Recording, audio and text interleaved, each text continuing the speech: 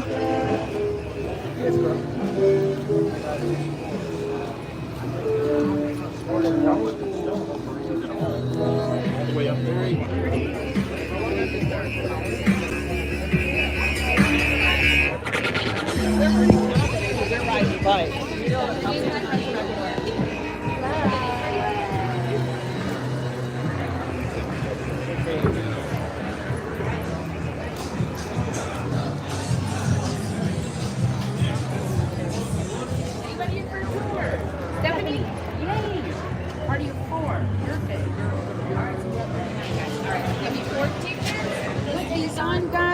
And y'all can head over to that herb dispensary. We are walking in 1 minute. Okay? Everybody has those stickers on? Ariadne's one of the tour guides. Stella's the second guide. And we'll get started in about 50 seconds. Oh, wow. So you're dealing with a lot of Native Americans? Yeah, with pipelines, yeah. Hi, Jennifer. All right, Hey, guys. down there, and they're going to start. Welcome.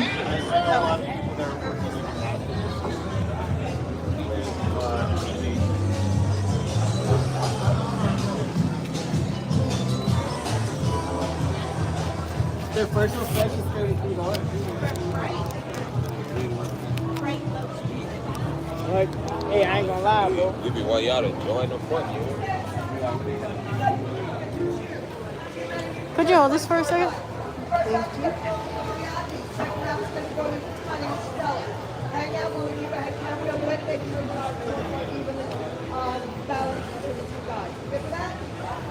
Look where I put mine.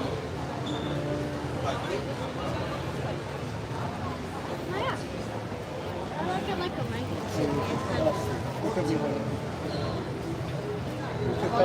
Thank you. Is anybody missing somebody? Do you have everybody in all of our booths?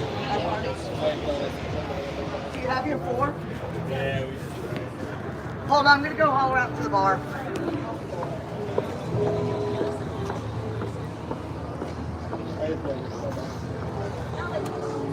Is it a sticker?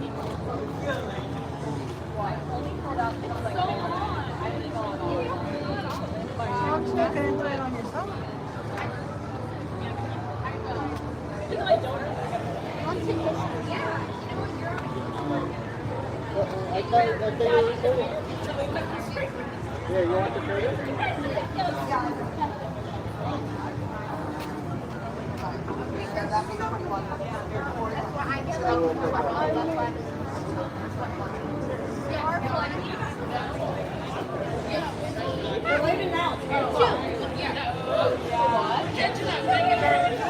Well, good. Yeah, y'all. we've been to that cafe yesterday morning. Well, afternoon. But yeah, that was our first stop. Wait there. You better get their drink. Can I catch up tea? Can I catch So up we tea? let Ariadne's group get a little bit ahead of us so that we're not crowding her. Then I'm going to take her around the corner. I'm going to do proper introduction. Go a little bit over what to expect on the tour. From there, we're going to have a whole lot of fun. How's that sound? Yeah. I just need everyone to please stay on the sidewalk. You good? Excellent.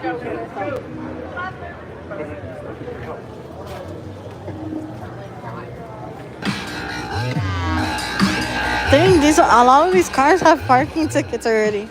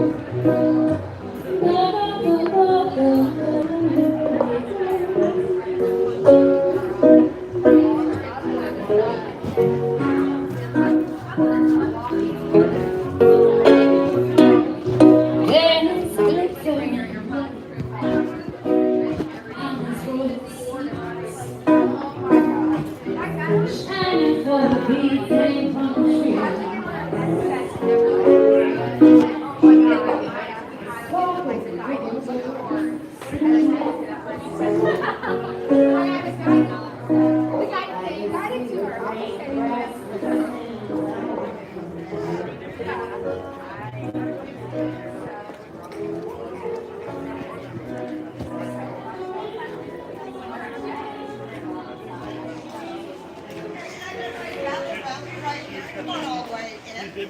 I do not fight. Even if I did, I do have all my shots, including this. No, I gave it to her. Oh, no, I don't know what the hell she did with it. We're not going to really worry about it. Just checked in, just with the guys. Everybody checked in. Yes, ma'am. Baby, don't worry about it. If you find it, you find it. If you don't, you don't. I'm really not going to sweat this whole stuff tonight. All right, so. Good evening, everybody. Good evening. Welcome to Haunted Histories, Ghosts and Legends Tour. My name is Stella. I'm going to be your tour guide. How's everybody doing tonight? Fucking Hey! Let's fucking Let's go! watch the language you have a problem. Oh, sorry. Thank you. F Come favorite. on in. Come on in so that you can hear me. All right, we're going to be walking around the premises tonight. We're going to be going to very famous and haunted locations, and we're going to be talking about the hauntings that take place there. Now, I do have to warn you, there will be some history on this tour, but this history is very important, because without it, every stop would sound exactly the same. That would be somebody died there haunting, boo, next stop. And while we would get a lot more stories in, they wouldn't be very informative. So, I'm going to try and keep the history kind of creepy, kind of short, but mostly kind of funny. But the problem with keeping the history short is that you may end up with some questions. And that's cool. I've been doing this a really long time, and I know lots of stuff that has absolutely no other purpose in this world except to answer your questions. But please hold your questions until the end of my story or narrative for a few reasons. The first being that I might be about to answer what you're about to ask and what I'm about to say. Give me a chance to get there. There is a process. Please trust it. The second option is I might be talking about the topic of your question at another location, in which case I'll let you know. But then there's the third option, which is, once again, proving both my ex-husband's wrong, I do not know everything. Now, here's the thing. If you ask me a question that I don't know the answer to, we may discuss what's going on during the time period, things that can affect the answer, but I'm not going to lie to you. I'm not going to make things up. I will tell you flat out. Great question, I don't know, or more likely, great question, I used to know, but I am old and senile now. So, yeah, I put it in the wrong brain hole. Nobody knows everything, so is that fair? Okay. Absolutely. Now, that being said, I do want to address one question I get almost every time I take this tour out, and that is, Stella, am I going to see a ghost on tonight's tour? No. Well, gosh golly gee willikers, I certainly do hope so. And y'all, it has happened. It is very rare, though. I can count on one hand the number of times that people have seen a ghost on my tour. And for full disclosure, one of them was a frat guy in a sheet on a balcony. So, no, I cannot guarantee a ghost. If I could guarantee a ghost, that would mean that I could produce one on demand. If I could produce a ghost on demand, well then, y'all be paying a lot more money to hear me talk. We'd be in a big old air-conditioned auditorium right now. All right. Now, that being said, there are ways that you can increase your odds of seeing something. What might one of those ways be, ma'am? Drinking. Drinking, that's right. The more spirits you imbibe, the more likely you are to see spirits. However, I do have it on very good authority that we have some people that are not drinking this evening. Sir, you're not drinking? No. Designated driver, big hand. Yeah, there we go. The best way to see spirits is by using your camera. Take a lot of pictures. The camera sees a wider spectrum of light than your eyes do. You've got that burst feature, you hold down a button, it takes like 10 pictures in a split second. That'll capture things that are too rapid for us to see. All right, we can't process it. But please no audio or video recording of the tour itself. Okay, this is for you, the paying audience. This is how my boss pays for his outdoor heated swimming pool. And most importantly, for me, y'all, I have seen me on YouTube and it's not pretty, so please don't do that to me. Now, that being gone over, I do now legally have to go over the rules of the tour. Now, do not be mad at me. These are not my rules. These are the rules of the city of New Orleans, and they are quite concerned with y'all's safety. It turns out that for some reason, unknown, we have a 24/7 drunk driver problem here. And they are very concerned with their safety and want you to stay on the sidewalk at all times. If you're walking to a location, please walk on the sidewalk. When we're at a location, both feet on the sidewalk. You'll notice that in most stops, I will be standing in the street. That's because although the city is quite concerned with your safety, they don't give two hoots about mine. You get hit, it's a liability. If I get hit, it's called a job opening. The other thing they do not want us doing is leaning on the buildings, blocking doorways and shutters, sitting or standing on stoops and steps. Now, there's a couple of reasons for this. The first being that all the buildings in French Quarter are designated as historic. But the actual important reason is that this is actually a neighborhood. There's about 5,000 full-time residents in the French Quarter. It's not a movie set. In order for people to come down from their apartments or condos, they have to come through doors at street level, often behind shutters. They cannot see you. They will hit you. They don't care because they're really tired of all day, all night long, pushing through a gaggle of tourists every time they go in and out their front door. I mean, you would get tired of that too real quick, wouldn't you? So what we're going to do is we're going to follow the city rules. You're going to come forward, leaving room behind us, letting other people and other groups have space to get through, have access to buildings and businesses. A good rule of thumb, at least enough room for a wheelchair to easily pass. Now, I get that sometimes on narrower sidewalks we forget and we find ourselves leaning back in the buildings. I will ask you to step up. Even if you're just standing right at it, I'm going to ask you to step up because one person standing back makes it uncomfortable for other people walking through. I get it, I'm not mad. But please do not look at me and say, but I'm not touching it. I'm sorry, I don't play the I'm not touching it game. Just step forward, or if the crowd is getting to you, step to the side. Shouldn't be a problem. We all good with that? Yep. All right, so feet on sidewalks, butts off buildings, and as a reward, we will be having a bar and bathroom break about halfway through. Yay! Yay! Convenience break in and out as quickly as possible, because the longer the break, the less time I have for stories. If you want to go back to the bars, I promise you they're staying open. But you paid for the stories, so let's get those in. It will be, by the way, will be accessible to under 21. So, we good? Yep. All right. So we got the rules. We know what to expect. And we're ready to have some fun. Yeah. Woo! Let's go this way.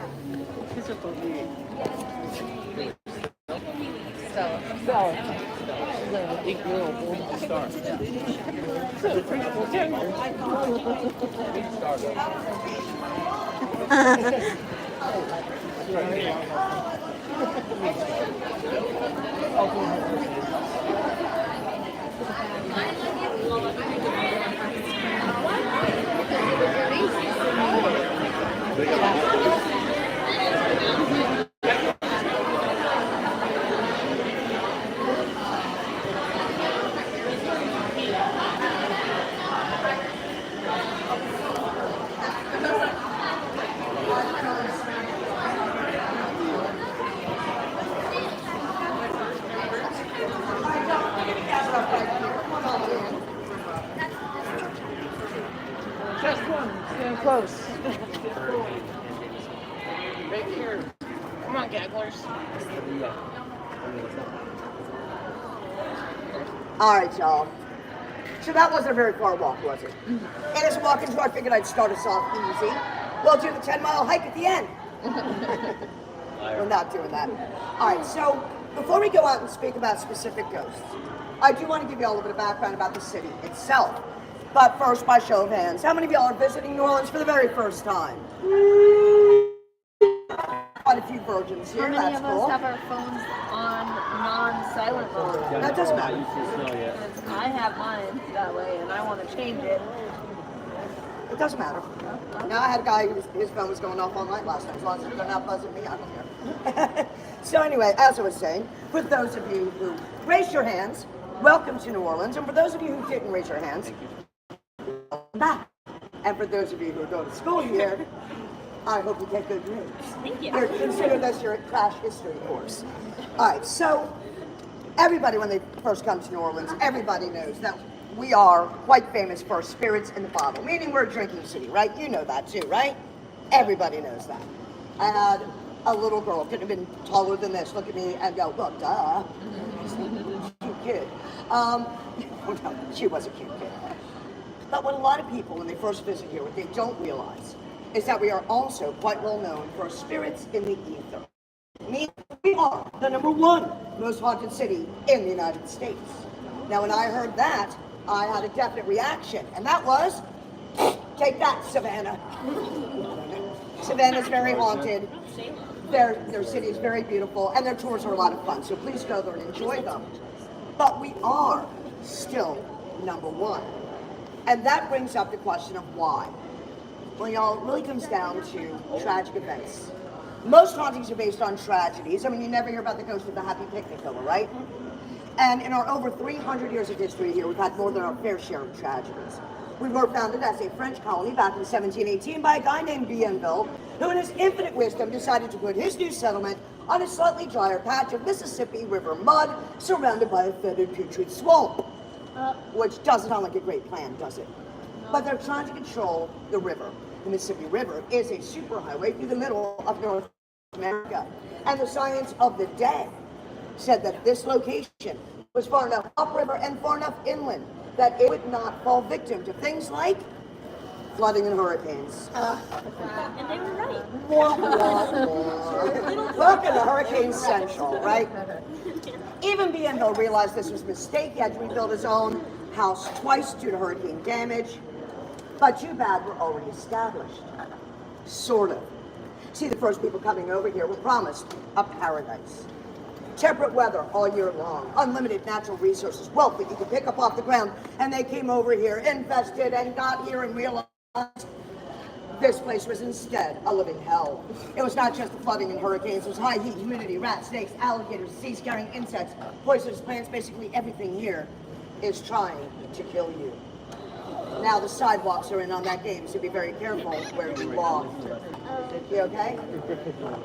Oh, I'm great. Okay. I'm just doing a little shoe change. Okay, no problem. I just want to make sure. Excellent. When people disappear from the side, I just make sure that they're all right. Okay, so. Let me change in his underwear next. He's scared. As I don't sit, I don't care. All right, so. Now, the thing is, people got here and realized how bad it was. The first thing they did is they noped the heck right back out. I don't blame them. I would have left too. But you can't have a settlement without settlers, can you? So the French crown decided they were going to solve that problem by issuing blanket orders. They emptied out prisons, jails, and yes, some insane asylums, sending us. The murderers and thieves cut their standard was muzzlelovers, fatherless, rapists, and evildoers of all kinds. Ladies and gentlemen, I present our founding fathers. And in over 300 years, not much has changed. Today, but we don't like to talk about our crime rate. Instead, we like to say that a good portion of our population is participating in our cultural heritage. Sounds better that way, doesn't it? He's like, yeah, you like that spin on that? Yeah. Well, y'all, all that murder and mayhem is going to cause a lot of tragedy, a lot of hauntings, but it's not enough. What about disease? And I know that we are all up to here with disease, aren't we? And we were hit with every disease known to mankind here in New Orleans, but we're most well known for the fact that we had outbreaks of yellow fever every single summer season up until 1905. Now, for those of you not familiar with yellow fever, it is a disease that's transmitted by the state bird of Louisiana, and that would be the mosquito. Who said pelican? That is actually the state bird. The actual big brown pelican You actually is the call state it a bird. mosquito or skeeter? No. Every state that has mosquitoes calls their state bird the mosquito. Our real state bird is the pelican, but if the pelican was delivering the virus to us, right, and carrying the disease, we'd have been able to see it coming and dodge it a little bit better. The other state bird, the mosquito, that's the one that carried the disease, would bite you, and the very first symptom was a fever. But you don't know you have a fever because it's summertime in New Orleans. Yeah, trust me on this one. I went through menopause in this city. Still don't know if I have hot flashes. So you don't know you have yellow fever until it attacks your liver and you get jaundice. Now, jaundice means you're turning yellow. That's how it gets its name. From there, it basically liquefies your internal organs and tissues. It is hemorrhagic, so there's internal bleeding. Your body is trying to expel all these liquefied tissues and old blood through every orifice you have, including, but not limited to, kiddos, nostrils, ears, and places we don't want to mention. It is a horrible, horrible way to die. But the worst year of all, 1853, the height of that season, we're losing over 200 people a day. A day. It was overwhelming morgue overflow to the point that they are stacking bodies up out in the street like cordwood to the height of an average man's chest, stretching 3, sometimes 4 blocks down to the river. All this in a city which at that time had absolutely no drainage, no sewage in summer, and none of those nice zip-up nylon body bags that we all know about today. That's right, just the bodies. You could go visit Grandma weeks after she passed away. She's still down 3 blocks to the left of the Lafitte. Yeah, well, let's hope so at that point. So that's pretty horrible. But it's still not enough. What about man-made disaster? Good Friday, 1788, a cancer lit in a private chapel, and that starts a fire that takes out over 80% of the city. 6 years later, a second-grade fire. Most of that rebuilding is poof, right back up in smoke. So I think that's an awful lot of tragedy for a relatively small city. I mean, compared to New York, Los Angeles, Dallas, we're downright tiny. And it does explain, well, we are out there day and night, shoulder to shoulder with ghosts. But get this, that's not the only reason we're so haunted. There is a second reason, and that is simply that we are New Orleans. And here in New Orleans, we pay attention to our dead. We sing songs, have parades, parties. But then there's people that come to this city and pay money to be let around at night and hear stories about them. So I'd like to thank you all for helping us keep our dead alive. Now, this history that I just went over is going to be featured in my stories. It's going to let me get to the good parts a little bit more quickly. There will, of course, be more history on the tour. However, I want to do that with a specific ghost in mind. How's that sound? All right, let's head this way then. Let's go that way. Let's go. You have a whole thing?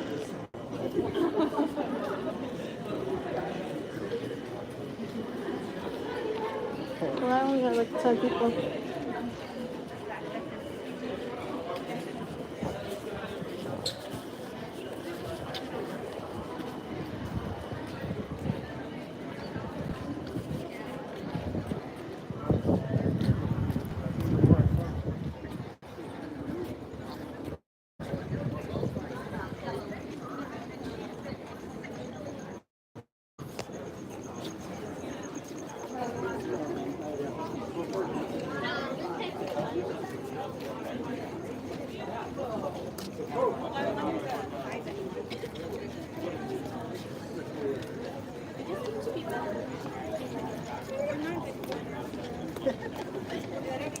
No, my ice! No! No! My ice is gonna melt in like 3 seconds.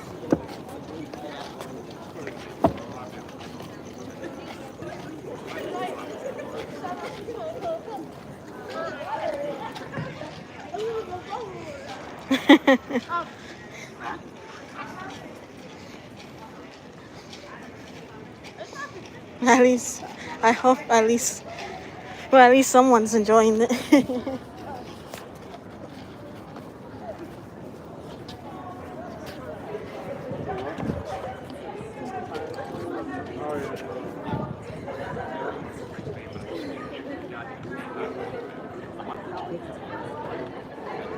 All right, y'all, let's scoot in so we have room for people to get around us without too much problem. How you doing tonight? All right, can everybody see and hear me okay? Yep. All right, so we were just standing next to and just walked in front of St. Louis Cathedral. Now, that is the oldest continuously operating Catholic cathedral in the United States. Now, there has been a church on that site since the founding of this city back in 1718. That's not it. The original church was destroyed in the Good Friday fire of 1788. Now, that same fire also heavily damaged the building right behind me, where Muriel's restaurant now sits. The one right over there. So, this building right here, the red one right behind me, where Muriel's now sits today, that was at the time a mansion. And the guy that owned it, Bernard de Marigny de Mandeville, well, he had some financial problems. So he didn't want to fix it up after the fire. It was going to cost a lot more money. Instead, he sold the property to the star of our story, Monsieur Pierre-Antoine Jourdain. Now, Pierre Jourdain did indeed purchase the property, spent a lot of money fixing it up. He furnished with the finest at everything. I mean, from chandeliers to toothpicks, the best that money could buy. He moves in his wife and kids, and they spend their days planning and throwing grand and lavish parties. Now, that sounds like a pretty good life, doesn't it? No. No? No. No? That doesn't sound like a good life? That's too much planning. Too much planning. Ah, you know what? I like you, kid. We're the couch potatoes of the group, right? There we go. Well, they were enjoying this life, and that doesn't sound like there should be any reason for haunting, but of course, that means that there has to be a tragic twist. Chandelier. And there is. Nope. Now, it turns out that Pierre Jourdain had something of an addiction. Would anybody care to wager a guess as to what that addiction was? Gambling. Okay, gambling. You got the oh, yeah, I had a whole chorus. Murder. Well, it was gambling. It was like a Jeopardy for wagering guess. Now, his poison was poker. And because we have young ears on the tour, I'm just going to say, I know you're not that young, but I'm going to be very polite for you anyway. Very, very, very bad at it. He had been gambling away a good amount of his fortune over many years. Until one night in 1814, he's hosting a poker game and he's dealt a hand that he thinks cannot be beat. Not only is he going to win the hand, he's going to win the night. He wants to get a head start on winning back some of his lost fortune. So he goes all in on that hand. But not just with the money on the table. He reaches into his wallet, pulls out a piece of paper. What do you think that paper was? Indeed, it was the deed. Do you think he won? No. Or I would not be telling the story. What hand do you lose to? We have no idea. We don't even know if it was an honest game. Yeah, we don't know. But he did lose. And he was given 3 days to vacate the property. Now, this was his pride and joy, his family's home. He's very upset and doesn't know how to tell his wife. So he doesn't say a word to anybody. Instead, he goes upstairs to his study where he commits suicide by hanging. Now, his wife and kids have 3 days to vacate, and they do. But it seems that Pierre Jourdain never left. Well, y'all, a little bit of background about the building itself. Like most buildings in the French Quarter, it's been many things over the years. And like most buildings here, it's always been haunted. But there's an acceptable level of haunting we just deal with on a daily basis. It wasn't until the 1970s that that building became a restaurant. And when it did, well, that's when the hauntings got more active, based on how successful the restaurant was. Well, 2001, Muriel's restaurant takes over. They're wildly successful with these. The hauntings suddenly get very wild, up to a poltergeist level. Now, do you all know what a poltergeist is? Yeah, they're the ones that throw things, right? And there's actually footage of a bottle flying off the bar, smashed on the brick wall opposite. Tracer tip, people are tripped and pushed, and now it's affecting business. So the owners know they have to do something. And they also know that they're right next to the center of the Catholic community. So what do you think they did? Exorcism. Called it a priest? Exorcism? Yeah, exorcism. I had one guy ask me about what the smoke bombs were. I said to me the censer. Yeah, so it's incense, censer, holy water, blessings, whatever. Yeah, all those things. I'd have been on the phone going, yo, Father, we gotta talk. Yeah. So what they did is they held a seance instead. Oh my goodness. Which they say is the worst thing you can do. I know. I'd have gone that route. But here's the thing. They say it's the worst thing you can do, but it worked out for them. They had a psychic come in and she called on the spirit and got an answer. Je suis Pierre Jourdain. Oh, good. Y'all speak French? A little bit. Okay. I am Pierre Jourdain, or in today's parlance, people are like, no, Pierre Jourdain, what you want. Now, I don't speak French, but luckily the psychic did. So I'm going to stick with the loose translation. It went along the lines of, yo, Pierre, you're the one doing the hauntings. Like, yeah, that's me. Well, dude, it's getting out of hand, kind of dangerous. What's the problem? Says the problem is y'all are in my house, and you're throwing parties every night. Well, that's like a 4-star restaurant. People are dressed up, there's music playing, top shelf liquor being served, gourmet cuisine. Looks like his kind of party. She says, but the problem is the parties. The problem is you're not inviting me. Now, I've got his back on that, because if there's a party at my house and I was not invited, forget throwing a bottle, tipping a tray, it would be World War Stella. And they got it too. So what they did is they put out a table for Pierre Jourdain, the ghost table. Every day to set for full dinner service. At night they leave out red wine and bread, and since then the hauntings have gone way down. Still? Oh yeah, it's still out there. We're gonna go see it in a second. Let me get there. Now, Pierre Jourdain seems happy. There's still the occasional talking stick knocked over drink, but there's hundreds of years of history. It could be one of any number of spirits, and quite honestly, I think that most of the knocked over drinks are more about the spirits in the bottles behind the bar than the spirits in the ether. Oh, what's really cool is you can actually dine at Pierre's table. Yeah, and I recommend keeping a chair open for him because we know he gets upset when he's not included. And it's a $50 surcharge on top of your menu price. A little steep. I was surprised. Do you guys want to see it for free though? Yes. Yeah? We're going to cross here. No, just this building. I like that. We're going to be crossing the street right here on St. Anne. As we cross, that's why I need everyone from that point up to stay on the sidewalk. I'm going to be taking us down. We're going to be looking down a carriageway.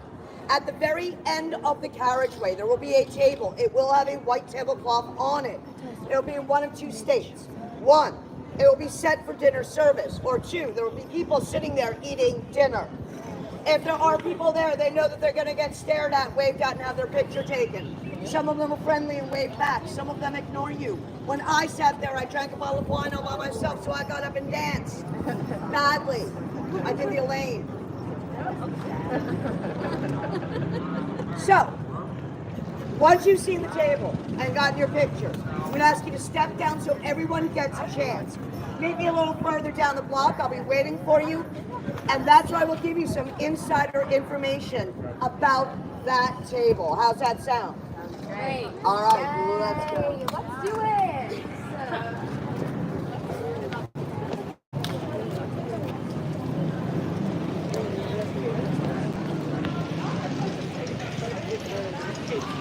Hi, everyone.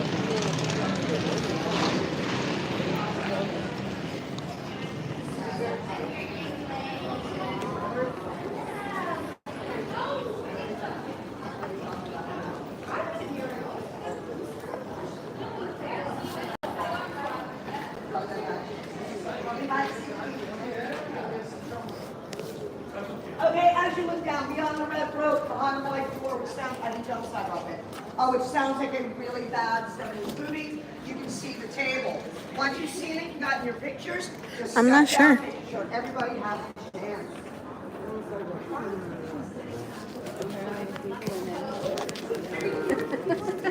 You can't see the ghost? That's the. September 2. I guess this is the table of the roast.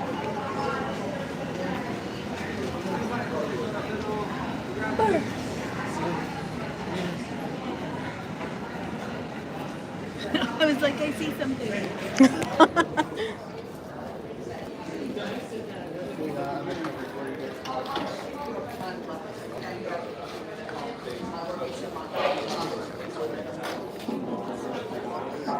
No, we work private political properties and actually take some actual property after we take some homes. Come on up, make sure we have to maintain that space behind us and not in our building here. I'm sorry, y'all should be walking on the side. Just clogged up the whole side. But I just roofed them for you, sir. It's a contest, right? No, I just want a chance to roof them. I have to demonstrate. That's what I went over in the beginning when you were standing over by the fence not listening to me. All right, so. Well, then I said, in most instances, you will see me standing in the street because although the city cares about your safety, they don't give 2 minutes about mine. You get hit, it's a liability. I get hit, it's called a job opening. All right, so. A little bit of inside information. Before I get into that, I do have to give you some architectural information. What you are standing underneath right now, can I get you up on the sidewalk? What you're standing underneath right now is a gallery, not a balcony. A gallery covers the entire sidewalk and is held up by these poles. Now, I'm going to be telling a story about galleries. I'm also going to be pointing out at least one building by its gallery. We do have a group coming through, so if I could get you to step up forward. Thank you.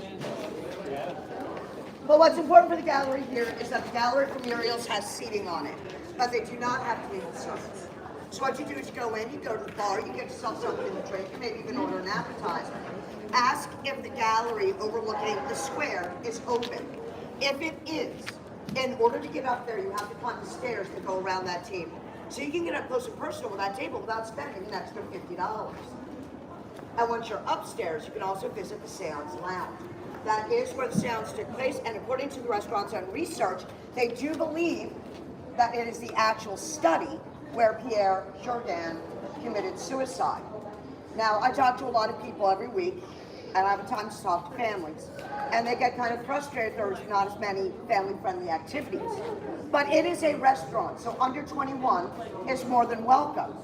So whatever you do, make sure you, when you bring your kids here to the city, take them for some nice family fun in the suicide room. Yeah, yeah. You don't have to be twisted, but it helps. It is, it's actually nice. Pretty nice.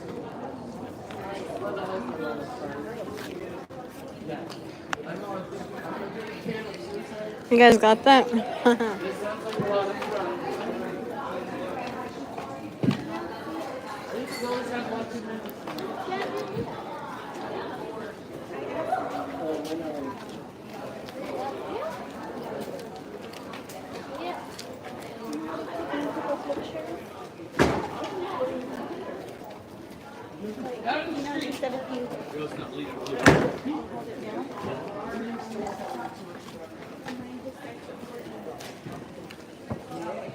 Yeah, you thought the top of That's what we do.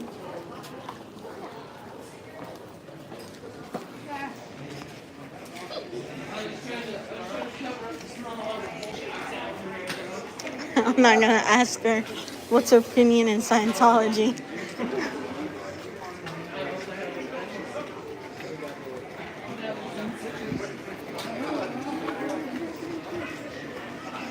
Dang. Is there Scientology with 3 different cameras right at the door?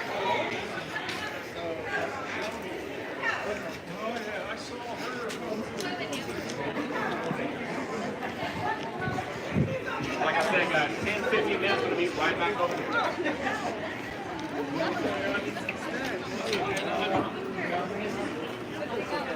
Not anymore.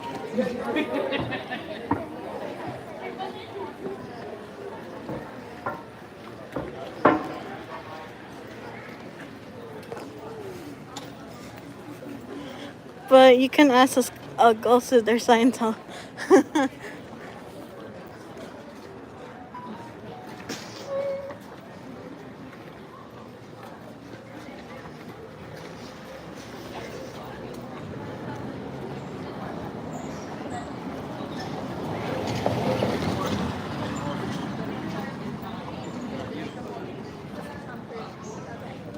So that house was where Bobby and Lucy's originated. They start taking people to coffins out front of the home in different directions. And coffins using the day. Some of my friends tell me that they've been organized since they were born. However, if you look past the fencing and the scaffolding and the bracing, you may still recognize this house if you are a fan of movies with sexy, sexy vampires. Woo, yeah! This house was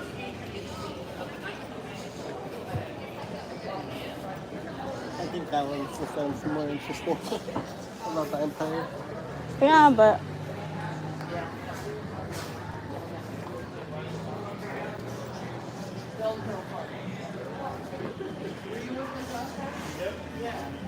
last time was more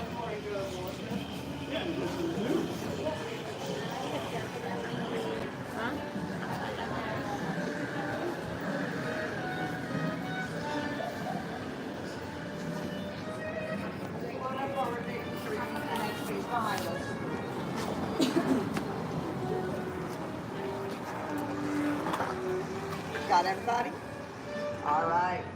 Now, y'all, we don't want you to stand in a gallery. Again, it covers the entire sidewalk, and it's held up by these poles. Whereas across the street, see this beautiful hotel right here? That's a balcony. It does not cover the entire sidewalk and is supported architecturally back upon the building itself. So you can see the difference, right? But this gallery has something a little bit odd about it. As you look up towards the tops of the poles, you may see something strange. These rings of spikes. I'm going to ask you to come forward away from the, we're not allowed to sit or step on stoops or steps. That is somebody's actual doorway to their home. No, you can sit, just not at, she's sitting on the steps, so you're fine. Yeah. All right. Oh, I'm sorry, my darling. Oh, hello. Hello.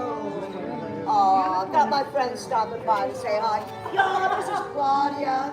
Y'all, Claudia knows that you are the best tour guide in the French And Quarter. my tour guests know that you're the best. Make sure you tip her! Best guy ever. Yeah, we'll work that one together. She's fantastic. All right, so as I was saying, as you look up towards the tops of these poles on this gallery, you may notice something odd. That would be these rings of spikes. Y'all see them? Anybody have any idea what those spikes might be for? Is that? So they climb the pole. Well, they are called Romeo spikes. And many people think they're to prevent people from climbing up. But quite honestly, if I had my scarf or rope and I looped it up there, that would actually help me climb, wouldn't it? Yeah. They're instead to prevent people from climbing down too fast. As in, before Daddy can get his gun. Back in the 17 and 1800s, the age of adulthood was 14. And that's how old many young society girls were when they were being put into arranged marriages. But they're not marrying guys of similar age. The men they're marrying are more like 30, 35, or 40 years old. Can we say ew? Yeah, that's pretty gross. But these are not love marriages. This is about property, society, money, political status. Okay, it's all about family status. So she's not thrilled about this, but she has nothing really to say. She can't say anything. But that 17-year-old, 16, 17-year-old guy that's been hanging out down here is a lot closer to her age, right? A lot cuter. Yeah, and teenagers, I don't care what century it is. Teenagers are gonna teenage. And he might pay her a nocturnal visit. I'm not gonna use language, so I do have a child on tour.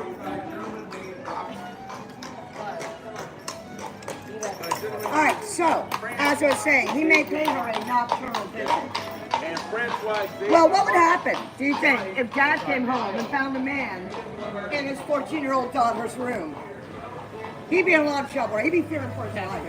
Basically, he's either going to try to stay alive and make sure Dad doesn't kill him, or he would run across the gallery, swing his legs over, wrap around the top of the pole, and try to slide down fireman style to escape.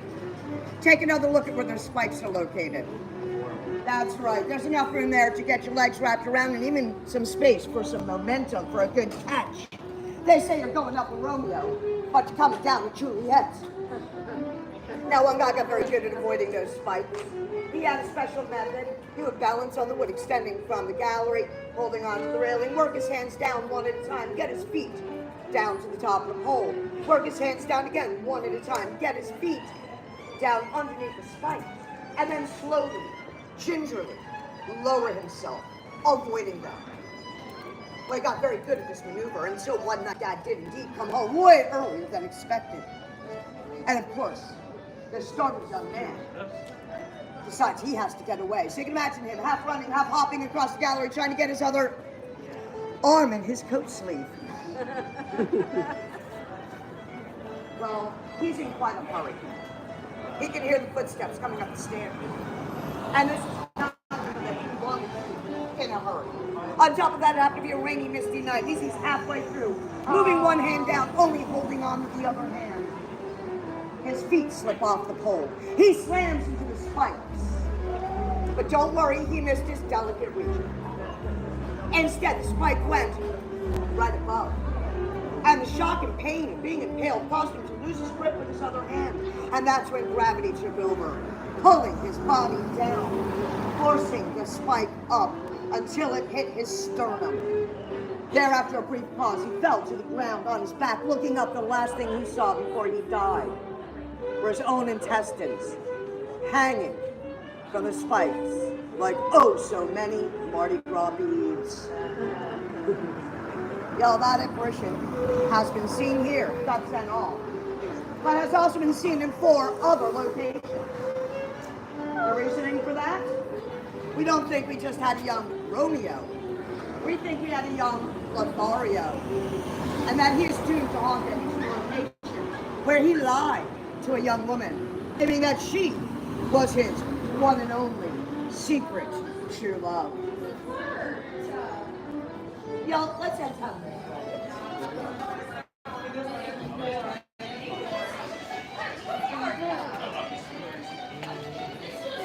I'm bored. Yeah. the vampire one sounded interesting when we passed by it. Yeah. Papa, can we say ouch?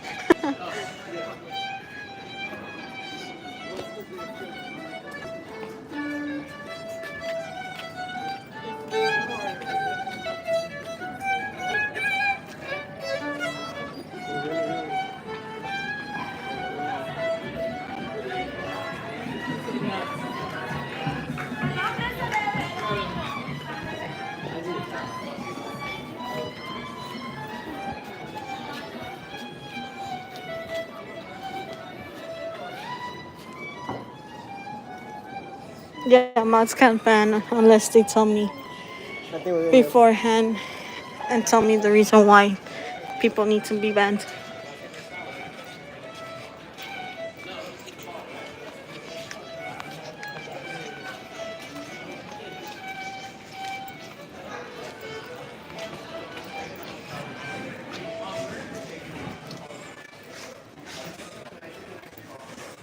Hey, Sharon.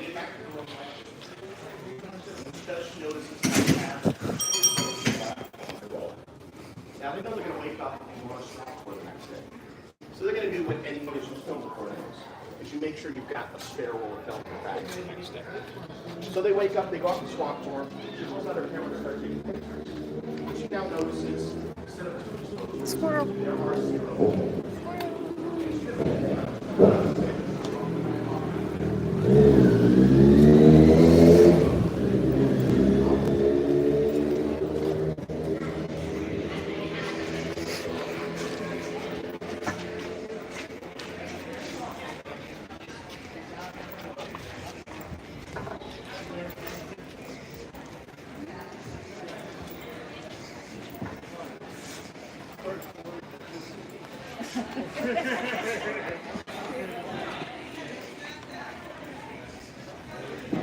It smells like piss around here.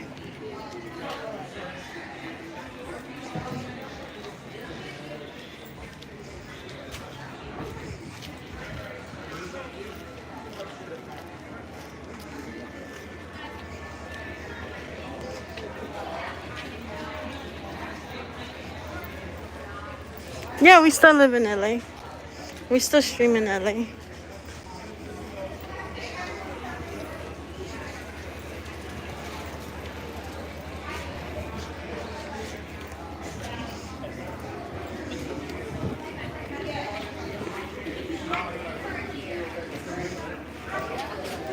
We will be back in LA by between Sunday or Monday. Everybody knows you're hanging out there. And they know I don't call the trouble. I saw you move, but when I saw that I went down to the bookstore for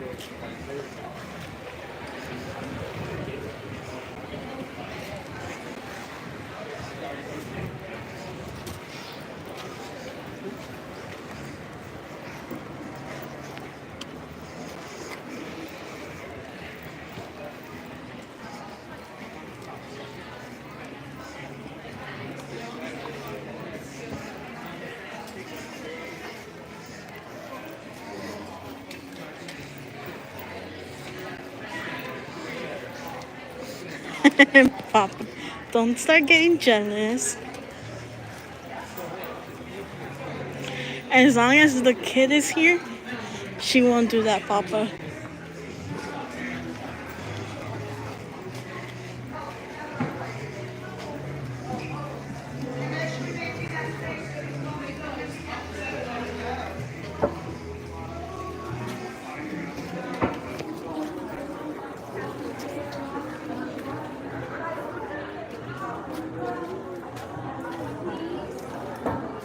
Are you missing a couple?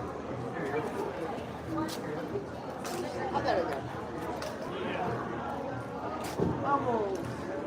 Bubbles! Alright, 1, 2, 3, 4, 5, 6, 7. Alright, y'all. So we are here at MRB for a very brief bar and bathroom break. Meaning, go in, use the bathroom, get your drinks. Drinks are to go. bring them back out here. If you are getting a bottle of beer, get a go cup. It's not my fine, it would be a fine on you, but it is illegal to have glass on the street. They don't care about the alcohol, it's the glass. Okay? So get soft drinks and come back out here. Now you do have to be 21 or over to go into MRB. So if somebody who's under 21 or with someone under 21 needs to use the restroom, right next door is the French Market restaurant. It has a green and white stripe on it. Now, they say that their restrooms are for customers only. So buy a soda, buy a bottle of water with somebody over 21. They've got a full bar, they can get a drink and come back here as quickly as possible. You good? All right, I'll see you right back here as soon as we can.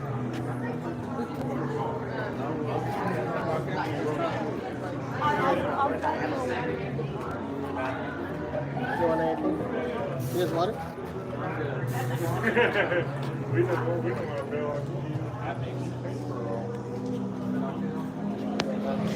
I don't feel like. Where y'all visiting from?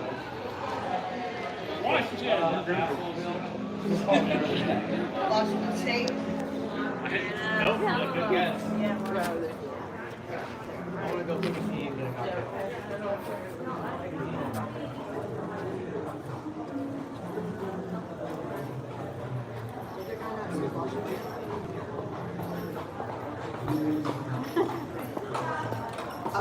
Go for another drink, baby. You're just not drunk enough yet. Sorry about the language you keep using. I've reminded him twice now. I just, it's like, dude, seriously, calm it down. I don't know. Even when I'm an old dope group, I mean, the strongest word I'll use is damn.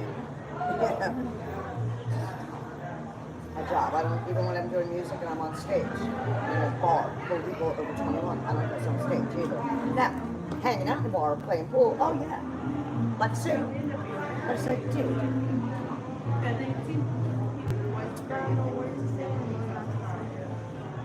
Well, I don't think he's quite aware of his circumstances right now. I think he's a little bit tipsy.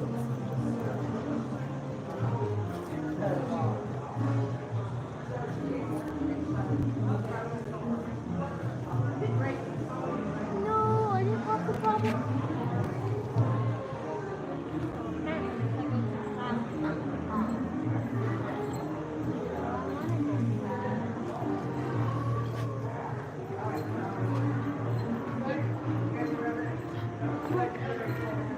How you doing tonight? Pretty good. Can't complain. Oh, I could, but who'd listen? Right, exactly that. Sorry to interrupt, guys, but this is the legendary tour guide as well. Her name is Stella. She's VIP bar on Bourbon Street for Brown, New Orleans. She's coming over to the dark side Oh, no. with us. Oh, thank you. Quarterback agents. Usually bartends live. So maybe he's still there. You want to talk to All right, my honey, I'm walking around. Walk around. Different routes and different places. Uh-oh. Take plenty of notes. Yes, Bye, ma'am. Stella. Welcome to the dark side. I am your mother. I can't get away with that, your father.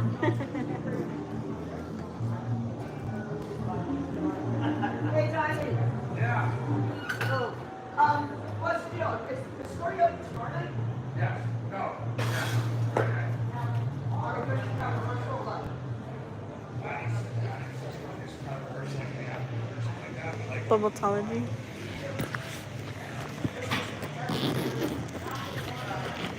Also.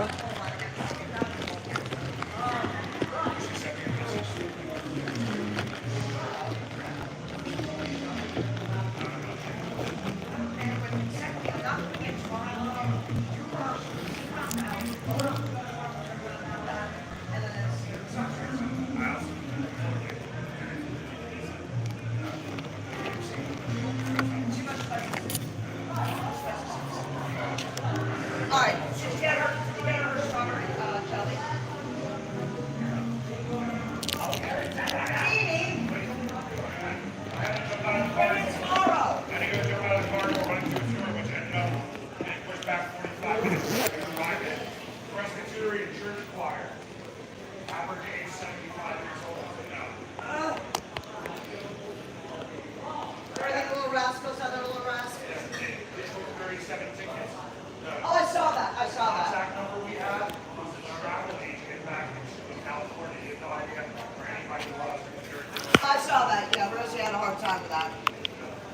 California. Industry goods. Somebody else in front? What bar? Upstage, I think. I lived in North Jersey, so I know the area. Hey, how you doing tonight, babe? Been standing there so patiently waiting for me to say hey. I'm just gonna say hi, but I I'm know just you're calling working. over. You're telling stories. Well, you know, my people were on break, so, Oh yeah, okay. you know, I'm just shooting I think Dollar over here is. Just a baby. I should be here. Get the back together. Alright. I see the puppy later. I see the puppy later. Yeah. Talk to you later. Right up there on the balcony for MRB. See between the two flags? One flag's kind of scrunched up. Yeah, that's bubble machine. That's a nice car.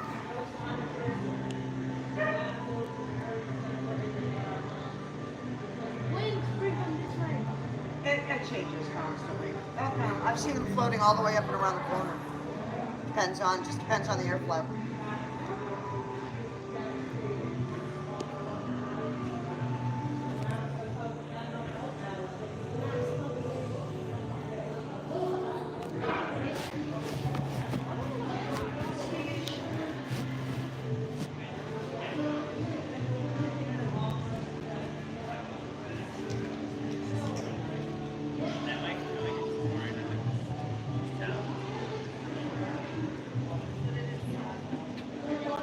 I love the fascinator.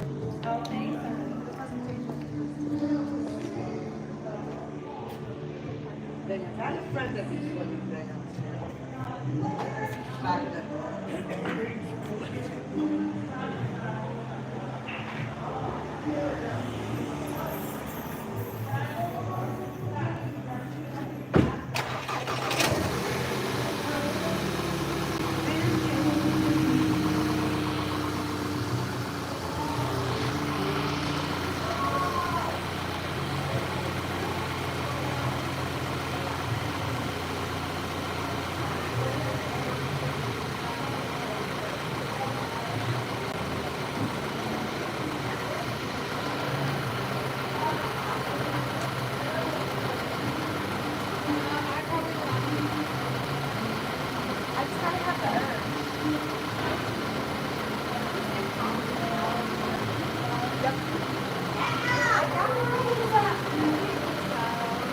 But in order to sing karaoke, but you got two girls and young people.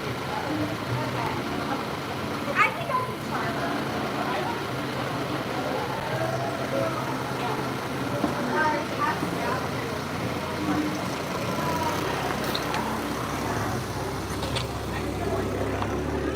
Make sure we got her behind us. Like the scripture.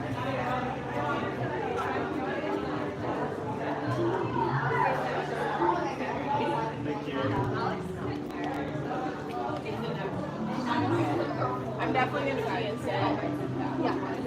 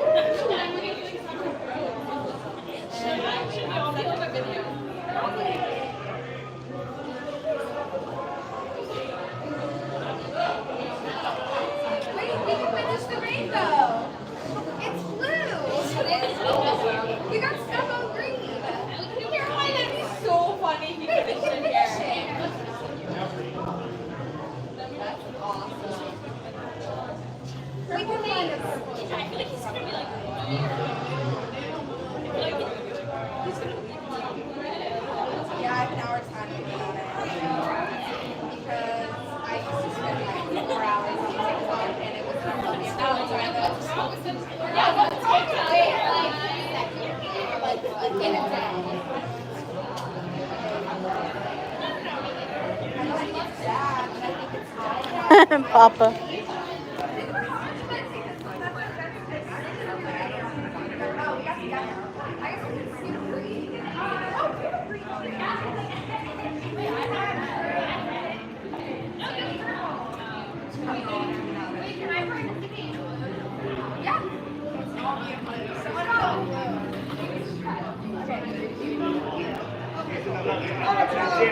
Does everyone else have everyone in their group with them?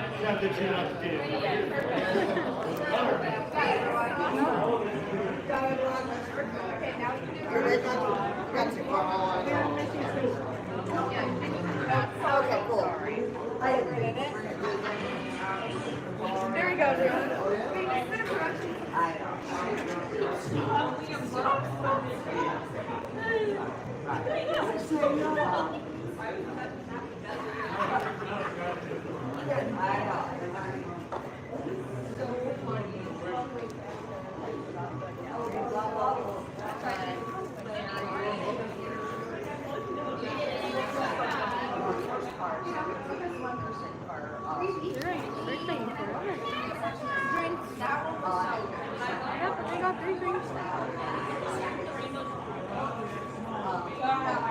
Maybe your mom gets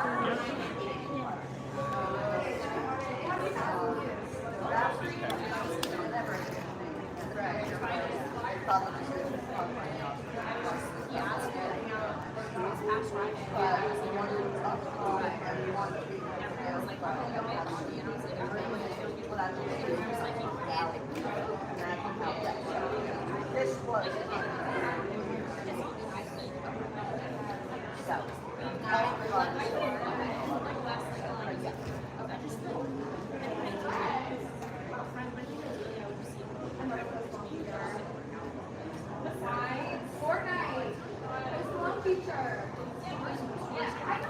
And they're talking about Taylor Swift.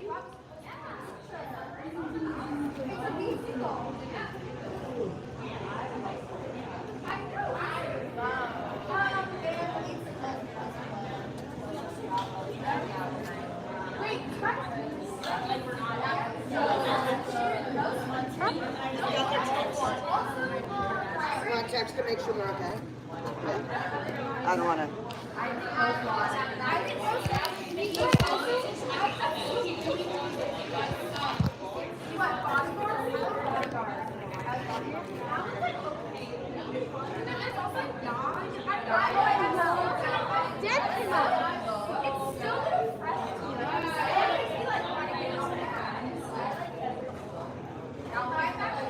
Okay. Sometimes, like I said, things happen and I worry. I know, I bet. I'm a worry person. You've been doing it for a long time, right? Yeah, I've had people fall inside the car and then they didn't know what tour. They're like, I don't know what tour guide is. I'm like, let somebody know. All right, so now we've got everybody. All right, so we're going to head this way. We're going to go talk about some missing limbs. I'm not upset with them not rejoining.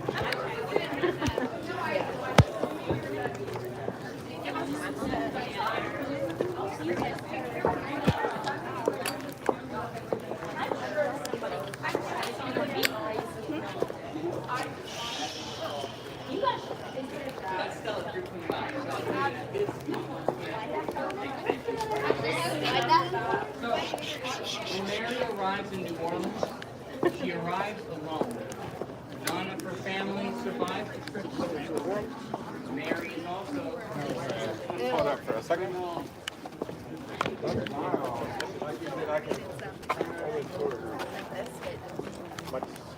Well, our neighbors are.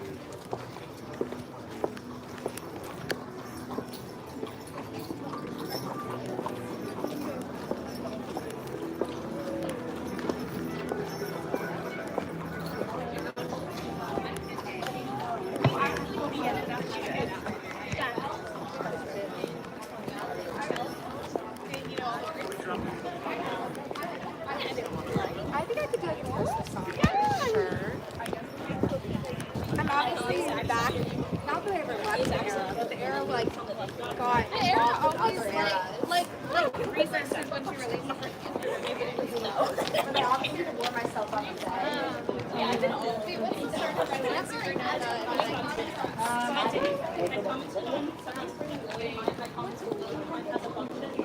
going to get crowded from here out. I try to keep this waiting most of the crowds as much as I can, but...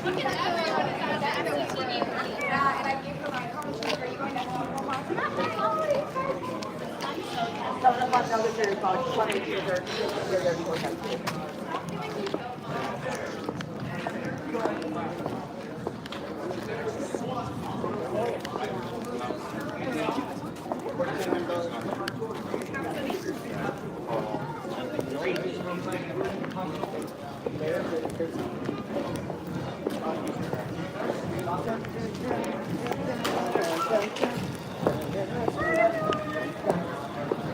I love the music here.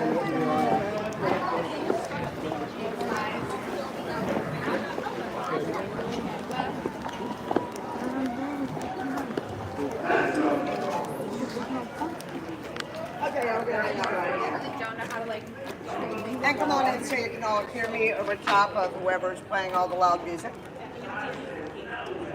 All right, so y'all, we are here to talk about this building right behind me. This is Hotel Provincial. We have a lot of loud music over here. Somebody's got to have an event is going on. So can you all hear me? Yeah. Okay. Now, right behind me is Hotel Provincial. And before anybody looks at the sign that's lit up and says Stella doesn't know how to read, it just says Provincial. Oh no, mon cher. No, c'est bon. We are in La Nouvelle-Orleans, New Orleans, and things are pronounced a little bit differently here. I'm standing on not Chartres Street, but Charter Street. Go up a couple blocks. It is not Burgundy, it is pronounced Burgundy. If you're uptown, you may find yourself walking on a lovely little street, look up and say, oh my gosh, what a cute street. It's called Calliope. No, it's not Calliope, y'all. Hand to God, it is pronounced Calliope.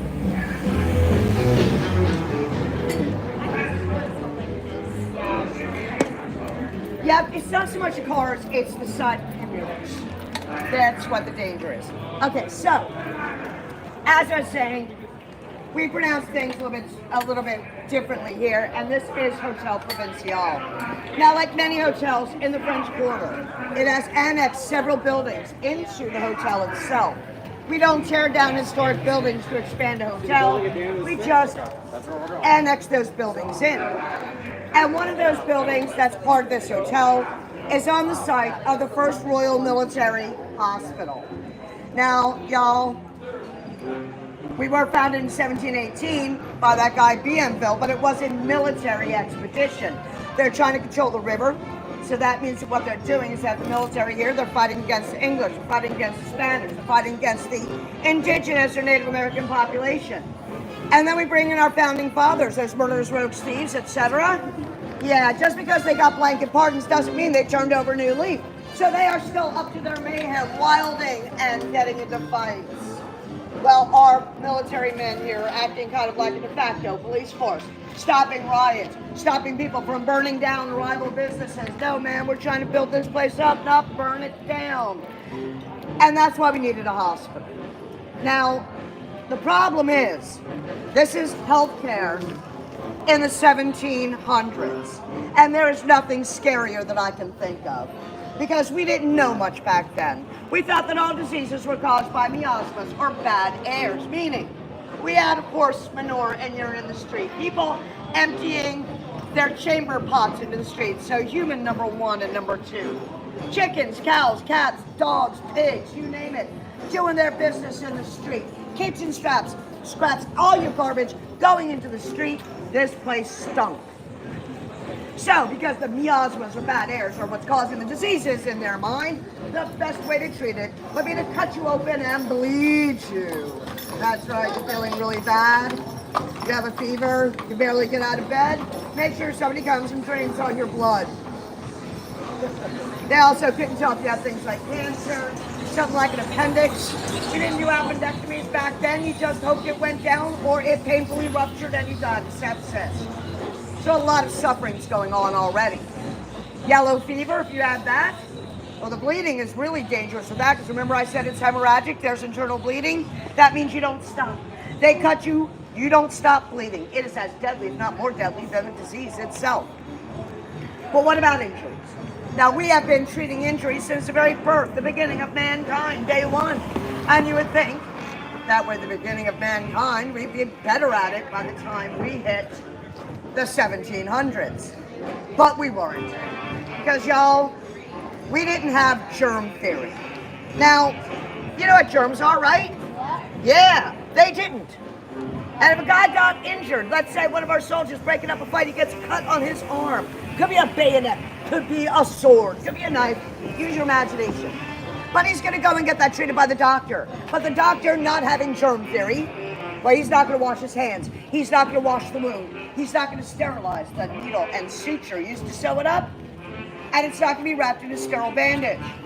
What do you think that is going to happen with that? It's gonna get infected. It's going to get infected. Well, if infection goes untreated, y'all, it can cause gangrene, necrotic tissue, that means dead skin, and it can go septic and kill you. So they did have to treat infection, and they could. They treated it with surgery. What do you think the most prevalent form of surgery was back then? Amputation. Now guess what else they didn't have? Anesthesia. That's right. What they would do is if they had it, they would give you a shot of whiskey. Oh. One. No, one shot of whiskey. I don't know who anybody else is, but I've had many types of whiskey. Let me get you on the sidewalk, baby. That's water. Trust me. I've had a lot of types of whiskey. Not one of them at one shot am I going to be like, yeah, okay, go ahead, take it off. Not going to happen. That's about the size of a shot. Yeah, you're right. Now, what they would do is they give you that one shot of whiskey if they had it, and then something to bite down on, like a piece of wood or metal or leather or something. Sometimes the cloth was expensive. Believe it or not, leather was easier to find. Now, if you were in the battlefield and they had to do an emergency surgery on you, they may not have any of that. Instead, what they would do is they would give you a bullet casing. And that's where we get the term, to bite the bullet to bear through hard times. Now that makes sense, right? Yeah, that really does. All right, so back to our guy. He's got a cut that has gotten infected, and it's on his arm. But unfortunately for this guy, it's close to the elbow, and they have to cut it off above the infection. Well, nobody wants to cut through the elbow, so it's not funny, but they'll move it up to the humerus. But even though they're going to be cutting it off up here, that's not where they start. They start lower by cutting through the skin and pulling it up, like pulling up a sleeve. They are exposing the muscle, the sinew, and the tissues that need to be cut through as they cut through a blood vessel. Right before they cut through it, the doctor will take a big old fat puff on his cigar. He's been smoking it the whole time. And as he cuts through the blood vessel, he's going to use that lit end of the cigar to cauterize that while he's squirting blood. Stop the bleeding. Now it's time to go through the bone, and they're going to use a special saw called a bone saw. Now, y'all, we already know that it has not been washed or sterilized, but we also don't know how sharp it is. And they want to get through this bone in under 10 seconds because this guy's suffering. And if you think 10 seconds is not a long time, just think about how long it takes for that skip ads button to come up on the YouTube channel. That's right, it's 2 of those. That's an eternity. Well, it turns out that the saw is not very sharp, but that's okay. The doctor's far enough through that he can just go ahead and snap it off. He's then going to use a pan that's been heating on a fire until it's red hot. Use the bottom of that pan to cauterize that, roll the skin back down, and sew it close to the bottom, like sewing closed a sleeve. Hopefully using silk sutures. But when we were out of silk sutures, didn't have them, they would substitute horsehair. Unsterilized horsehair. Hopefully from the mane and not the poopy tail part. So we would have secondary infections, tertiary infections, and yes, I know the word, but I still like to say fourth-ary infections. Which means second, third, and fourth amputations. I'm sure by the third one, this guy is like going, hand me the gun in the corner. I'm going to end this. At least I would have. So what I'm describing here is a lot of tragedy, a lot of pain and suffering, a lot of fodder for a lot of hauntings. And they have the typical hauntings, the flickering lights. And by the way, as you get older, if you ever have a house and the lights start flickering, you better hope it's a ghost. Those electricians are way expensive. But the flickering lights, the doors, like the bathrooms and closets, opening and closing on their own, things sliding and falling off a table by itself, books falling out of the bookshelf. But people on my tours that have stayed at this hotel have reported their electronic devices suddenly dying. Come on up so these guys can get through. No, walk on the sidewalk, we're making room for you. Their electronic devices will suddenly die. They turn into what's called a brick. You can't turn it on, you can't charge, you can't do anything. You just realize that as you walk out of the hotel, it turns back on. When you walk back into your room, it turns back to a brick. So you just bring your charger with you everywhere you go. Bartenders have no problem with that. But one of the buildings where most of the activity takes place is where they have a full-bodied apparition, and those are actually fairly rare. It's a woman in long dark skirt. She's got a long sleeve dark shirt on, a long apron, bib style, hair in a bun, little cap. We think it's one of the Ursuline nuns who were first sent here from France to act as nurses for the Royal Military Hospital. Now, when I say a regular sighting of this apparition, 2, maybe 3 times a year, which for a full-bodied apparition is very, very often. That's a lot, because they are so rare. But the good news is, because it all happens mostly in one building, if you stay here, you can customize your stay to the level of paranormal activity you want. If you want to increase your odds of having a paranormal experience, ask for a room in building 5. If you want to decrease your odds, ask for a room in any other building. And don't worry about remembering building 5, because this is a family-owned and operated hotel. They're quite open and honest about the fact that they are haunted. As a matter of fact, it was one of the food and beverage manager, Etienne, who told me about the full-bodied apparition. Yeah, one of the owners. So, just talk to the front desk staff, and they will work with you to get you your preferred level of haunting. Yeah, we're gonna go down around the corner and go to the famous LaLaurie Mansion. One more night then? I know you would. I know she would. You'll love that. I probably won't sleep, but yeah.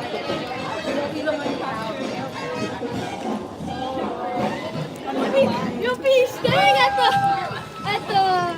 ceiling, and you'll look to your right and you'll see someone just standing there.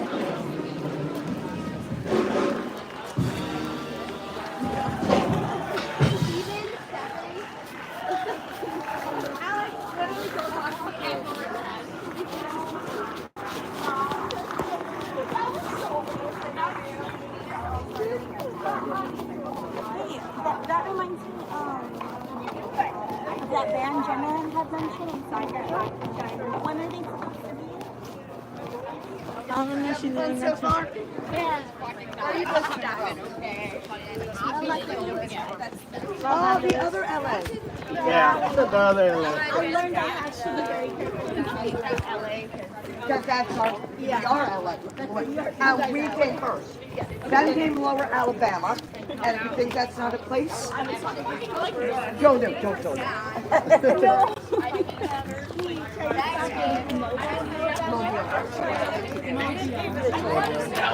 Mobile.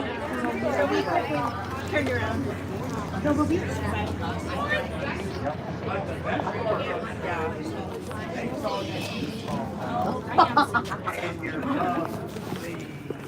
That's the part right down the top. Yeah. So y'all envision this ship. Picture this when you guys are center, okay? 88 euros. You get off this ship.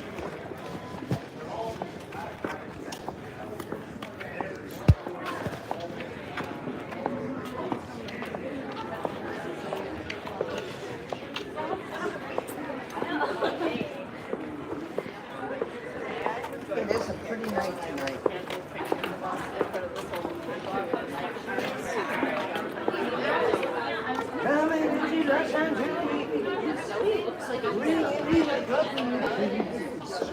Those are my bags, if you please, Mr. Husband Man. Yeah. Sorry.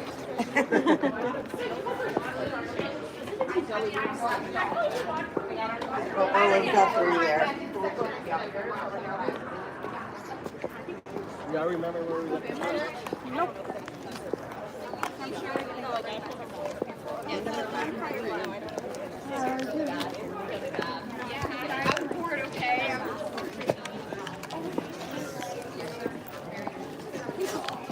Okay, so we're going to actually gather up right here real quick.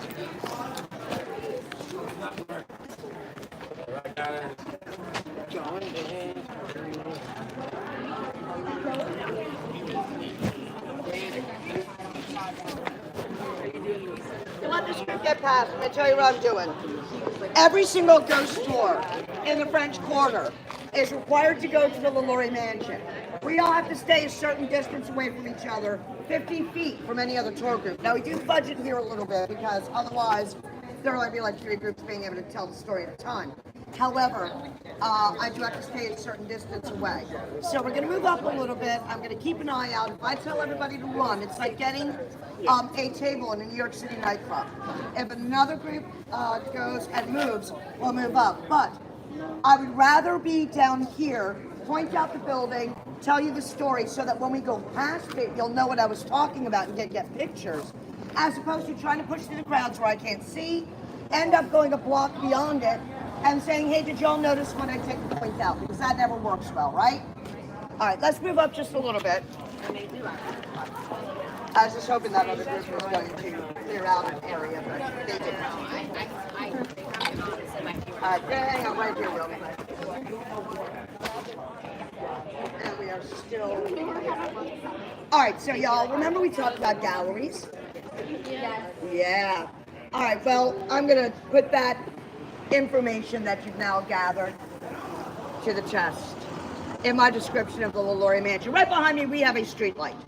See the street light right behind me? Yeah. Same side of the street. Going down that sidewalk, you will see another street light. Do you see it? At that street light, you can see that a gallery begins. It comes out at that street light, makes a 90-degree turn, and goes all the way down and around the corner. Now that we know what galleries are. So do we all see that? Everything attached to that gallery with a painted whitewood trim under it. Everything that is attached to that is part of the LaLaurie Mansion. Come on forward so they have room to get through. Now, in this direction, as you go there, the very beginning, right at that street light, is a garage, black garage door, 2 no parking signs on it. Rooms above it. That is part of the mansion. Moving in after that is an arched entranceway that leads into the courtyard, surrounded by the dependencies, also known as the slave quarters, and then the 3-story main house that goes all the way to the corner. Let's move further down now that Doug's confirmed.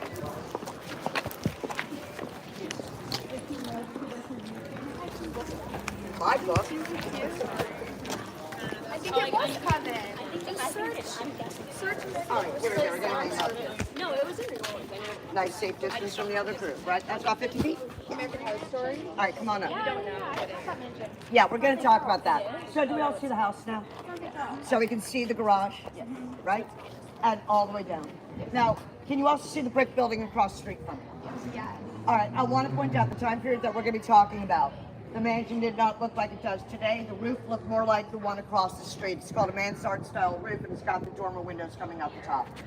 That didn't appear that way until after 1837 when Delphine LaLaurie sold the building through her cousin via proxy. She was in France, okay? And it was the next owner that started modifying the 3rd floor. Now, before I get into the story of Delphine herself, now that we know where the building is and the mansion I'm going to be talking about, how many of y'all are familiar with American Horror Story Season 3, Coven? Yeah. Right. Kathy Bates plays Delphine LaLaurie in that show and does a great job at the character Delphine LaLaurie. Y'all, that show is very fictitious. There is no talking head in a box. She did not have a blood feud with Muriel. Her daughters were not hung on the property. As a matter of fact, the daughters went on to marry, and they still have descendants in the area today.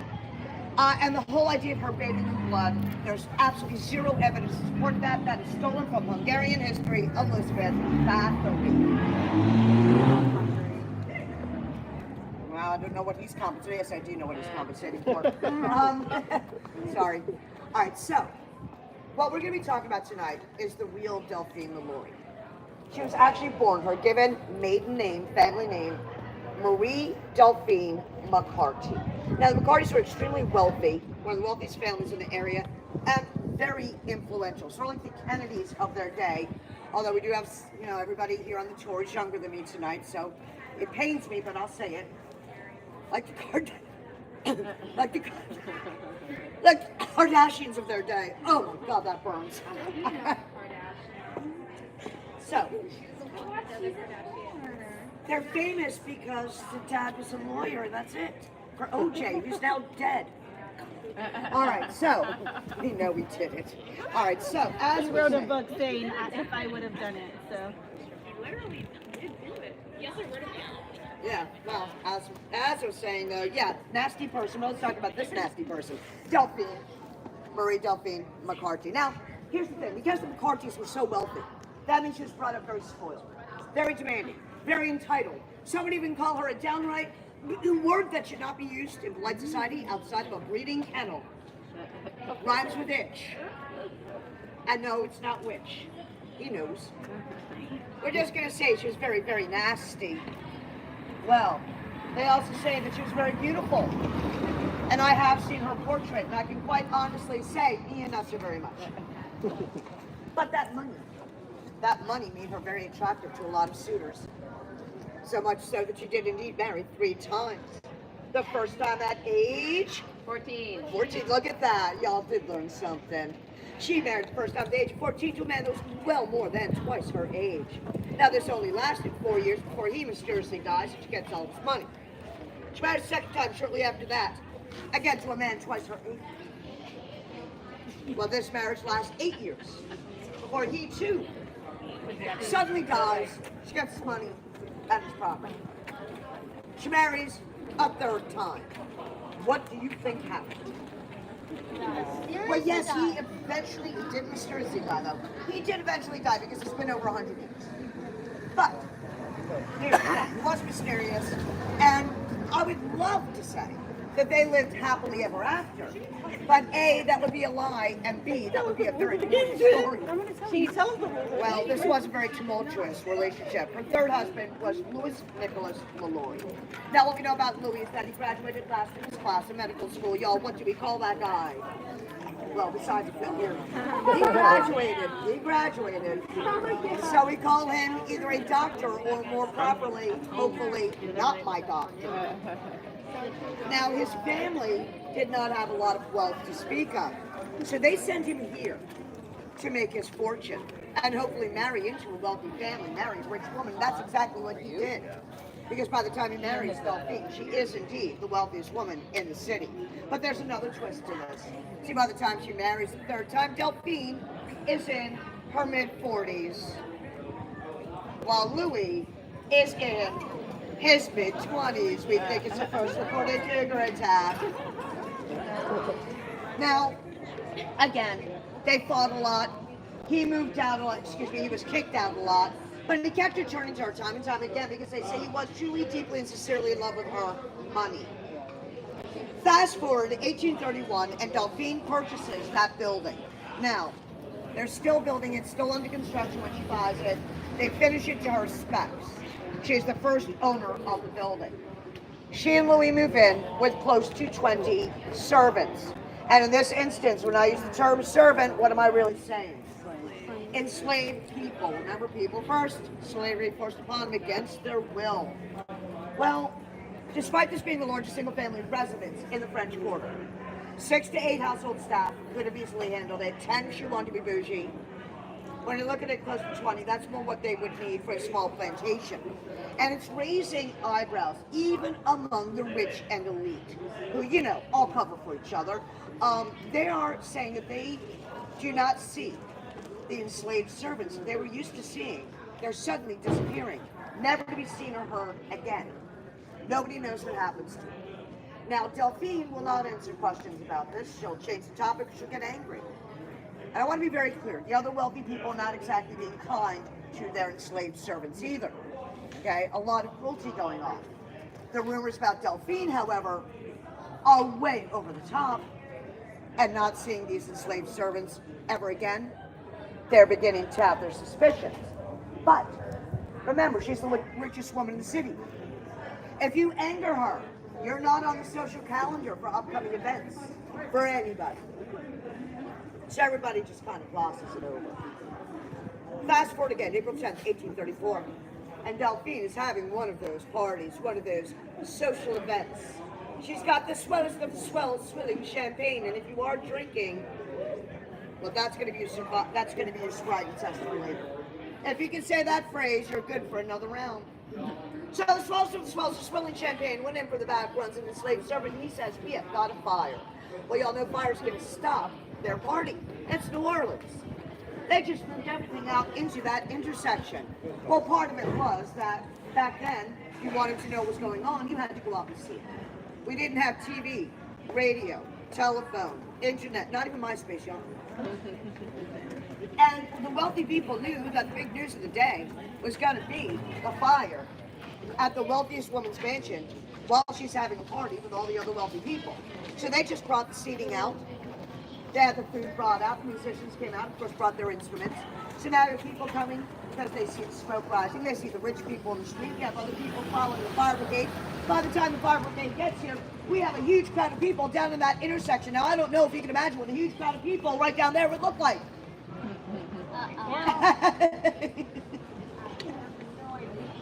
It's hard to picture. Now, you see all of people? All right, so by the time the fire brigade gets here, that huge crowd is there, but it's obvious they figured out that it is indeed a kitchen fire. Y'all, back then the kitchen's not located inside the main house. It was too hot and obviously a fire hazard. It was located where that garage is located today, right by that street light. Well, they're able to put out the flames, and as they do, they see the way everything is stacked up, and it's obvious that this was set on purpose. And as they look through the room, through the smoke, they see an older woman, older black woman, early to mid-70s. She's unconscious on the floor, and she's chained to the stove. Well, they free her and bring her out here onto this very street. And that's when she gets some fresh air and revives, and she quickly confesses she's the one who set the fire. We would be better off burned to death. Do not return me to Madame. Do not let her put me in that room. Well, now, there had been rumors of a torture room at the LaLaurie Mansion. But nobody, without evidence, is going to go up, knock on her door and say, excuse me, ma'am, can you show us your illegal torture chamber so we can arrest you? Not to the wealthiest woman in the city. Not going to happen. But now that she has told them where it is, third story of the slave quarters, they go to Louis to get the key. Hold on. More compensation coming through.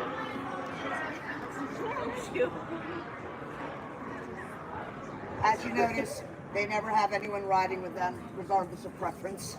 So obviously it's working. So as I was saying, the fire brigade goes to Louis to get the key. And they have the perfect excuse now. They're the fire brigade. They need to check the building. Well, Louis says you don't need to get up there. And like, oh yeah, we do. And they don't need the key. Because they've got fire hatchets. And they break down the doors. And that's when the true horror is revealed. They're overwhelmed with stench of death and decay. There are bodies everywhere. They cannot tell by looking who's alive and who's dead. Maggots and flies. 2 tables upon each one. A deceased body. 1 male, 1 female. Their arms and legs have been amputated, swabbed, and reattached, presumably to see if they would heal and regain function. Along the back wall, black men are chained up with their arms outstretched in shackles around their necks. Iron collars with spikes in them to keep them from leaning their head forward or to the side. Torture and sleep deprivation. It was said that Delphine used to go up and whip these men for her pleasure and amusement. But it was too hot, or she was feeling too peckish. She would, quote, sit and watch in glee and delight as her coachman whipped them for her. That is from the B which was a local newspaper here at the time of the incident. One man had a hole drilled into his skull with a stick protruding from it. Most of us believe, we can't prove it, but we believe that might be evidence of them experimenting with homemade lobotomies to further subjugate these poor people. It's the long skinny pedal on the right, baby. You got it. Like, you don't. Thank God he jumped by. I was afraid I wasn't going to hear that song today. Saved my life, baby. Hey, Sid, how you doing, baby? I'm doing good, babe. How are you doing? I love you. You tour guide so much. Oh, but I paid you back. All right, so as we were saying, yeah, we have a joke right now. The current one's tip your tour guide, they owe me money. So I told her I paid her back. Wrong Either tour. that or tip your tour guide, they owe me child support. That's the other one. As I was saying, we think that might have been evidence of homemade lobotomies, y'all. And eyewitnesses reported them coming out with a hand-hewn wooden crate that was too small for the girl that was in it. Her arms and legs had been broken and reset to cram her in. Her bones healed in that configuration and she was still alive. When she was released, those that were there to see it, well, evidently she was so crippled and debilitated they could only describe her movements as, quote, those of a human crab, end quote. I think we get the idea, right? Yeah, it's pretty bad. Well, all the victims were brought right out here onto this very street, which means the large crowd sees them. And it's not just the wealthy people covering for each other anymore. We've got everybody out there, free people of color, shopkeepers, housewives, day laborers, you name it, every walk of life out there, and they are angry. They want Delphine and Louis to pay for these atrocities. So that crowd turns into an angry mob. But in all of the confusion, Delphine and Louis had gone back inside, upstairs, gathering up whatever cash they had, and all of Delphine's jewels, a considerable amount of wealth, equivalent today to about $1 million. Well, the crowd realizes that the authorities aren't going to come and do anything. So they're going to take justice into their own hands. And they go mobbing into the house to go after them. And that's when Delphine and Louis come racing out in their carriage, all the way up the street, up to Lake Pontchartrain. There they get on a boat, and after several stops, they land in New York City. From New York, they sail to Paris, where Louis' family is. They never came back. They never faced justice. Hold on, we're not allowed to. If you guys I'm not even going to try to string above that. We are touchdown Jesus. We are fine. You're not touchdown Jesus, and you're not fine. All right, so, can y'all hear me again? All right. So, the very next day, not only has word spread through the newspapers about what happened here that night, but also word of mouth has spread like wildfire. The victims that were brought out here that all the mob saw, they were taken to the Cabildo, which is right next to the cathedral, where people paraded past them, giving them as if they were carnival sideshow freaks. And they came here the next day after that.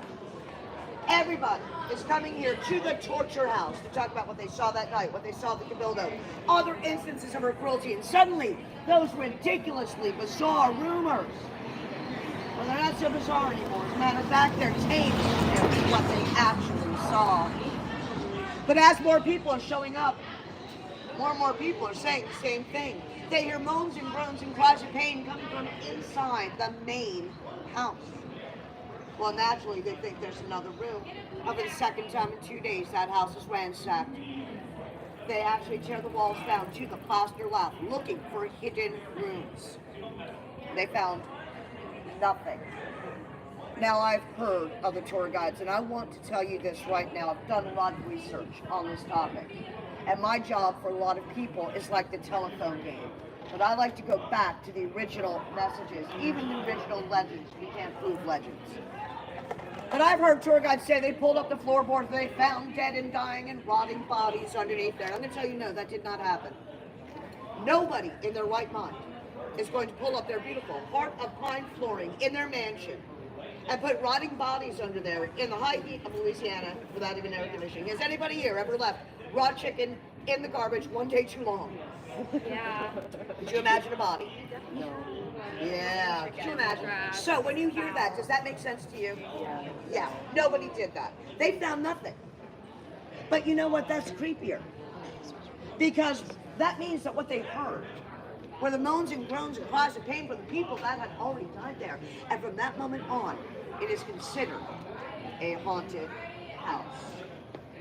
And to this day, many locals, myself included, will not walk under that gallery. That's just one tour guide who just doesn't give a rat's patootie. I don't know why. I would not, I don't know why. Now I used to. Don't get me wrong, I used to. I was a working musician in the city. And when I had gigs and they were on Bourbon Street, it was a lot easier for me to walk down Royal than to get my cart of equipment through shoulder to shoulder drunken with girls and jabronis. Spilling their hand grenades on my amp. No thank you. So I would walk down Royal Street. And I grew up with poltergeist. I've seen a full-bodied apparition, so I thought, no problem, I'll walk under there. Nothing's ever harmed me. And it was fine until it wasn't. It started feeling like something was going across my face, got heavier every time. It felt like spider webs. Now, I will take on anything in the world except a spider. Yeah. I will die. My husband at the time was my guitar player. He said, Stella, you're crazy. I am taller than you. I'm walking in front of you and I've got the guitar on my back. I would break through any spider webs. He then said to me, ladies, he said it. It's probably just your hair. That's the laugh. Yeah. That's the smile and the look and the stance. And that's a smart man pretending that there's something on his fingernails right there. Yeah. I'm not my son, stand over here. That was one stupid man, wasn't it? Well, he survived that comment, but then he started noticing that every time we walked underneath that gallery, our chips playing music went way down. And once it hit him in the pocket, he got superstitious. Well, I told you in the beginning, 2 ex-husbands, right? I did divorce him. And y'all, that means he was fired from the band. But that was a problem, because it was a duet. So I had to find new work too. Performance art, tour guide. And when I became a tour guide, that's when I learned that they say that when Delphine fled with her fortune, fortune forever fled that building. So now I know why our tips went down. Spider web thing? That's just because she found out I hated spiders.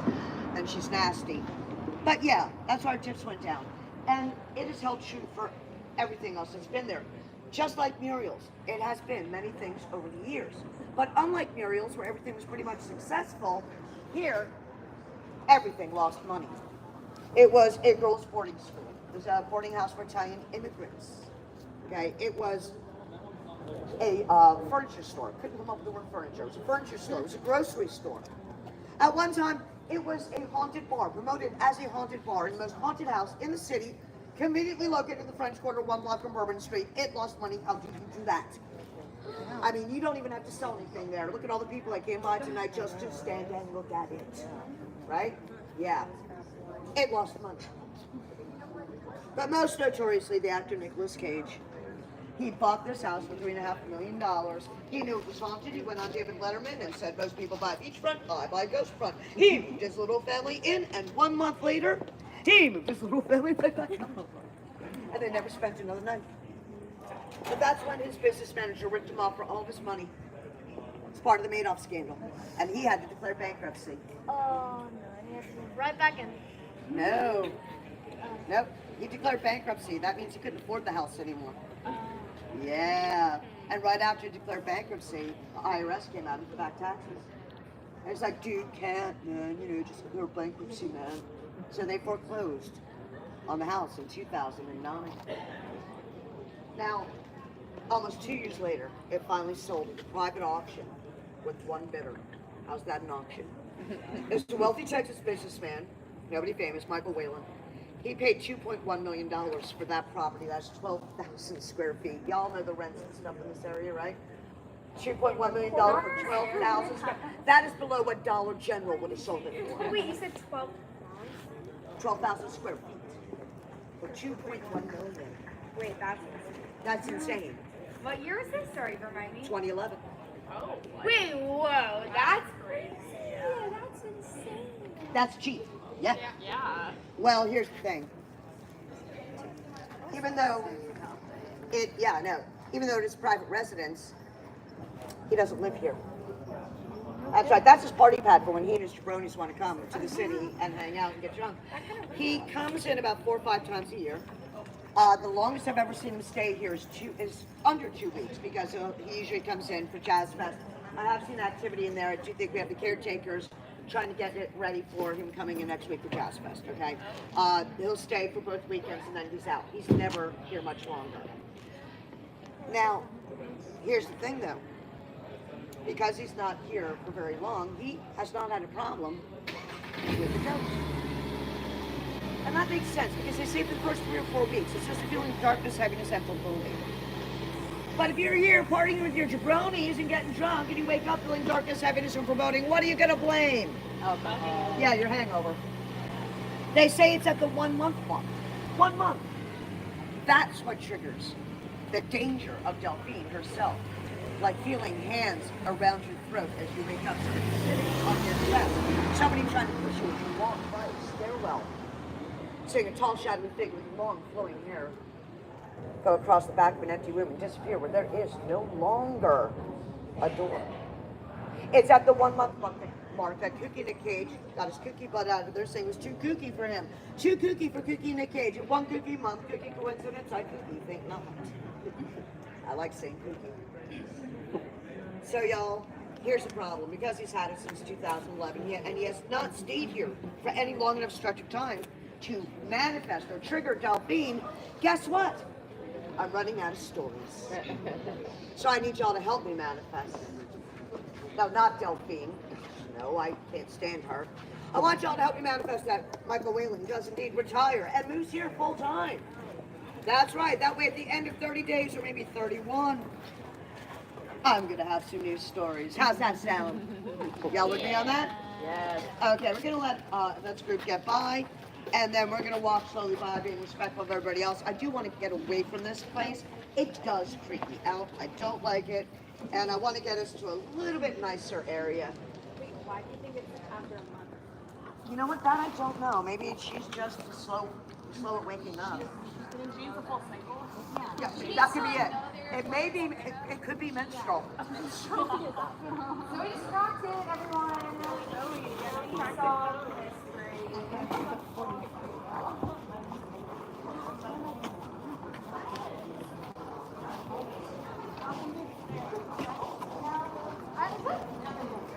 We need what's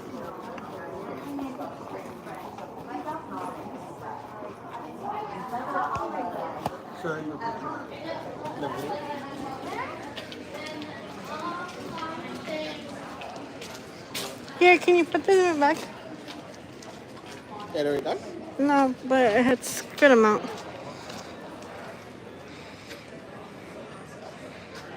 That is crazy. I don't know, this one overheats a lot, huh? Yeah. I think she meant this one, no? No, this one. The third story. The third floor is where she kept all the slaves.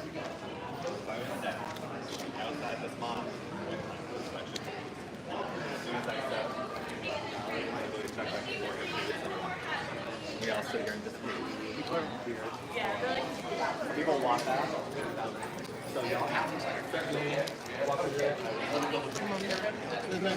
My national treasure building big tribute to in St. Louis Urban Trade #1. Now, it's a super famous tomb, but it wasn't seized by the IRS. So that's where Bill wanted to get super famous. You're in her shot.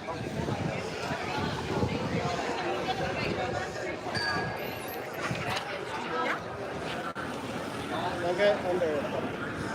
Oh, shut up.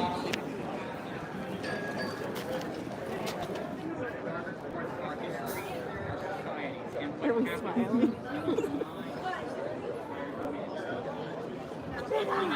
Danny takes forever with the photos. Oh, damn. She tried showing you McNabb.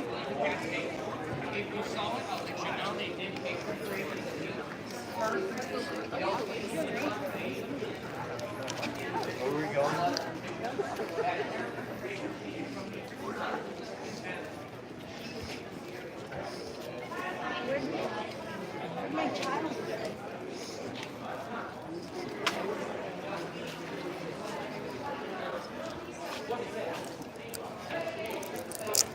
It is kind of creepy looking though. No? You should watch American Horror Story cover for that episode. For that story. It'll creep you out. Especially you. Go way down. Mention.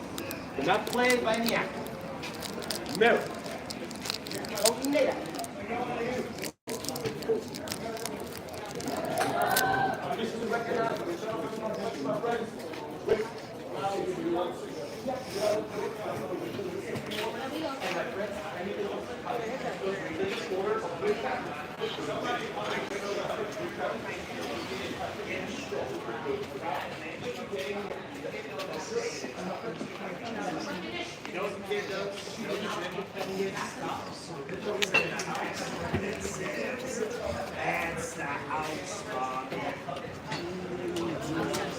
You got the goosebumps? Y'all want to know how we say goosebumps in English? Y'all say the free song. Free song. All of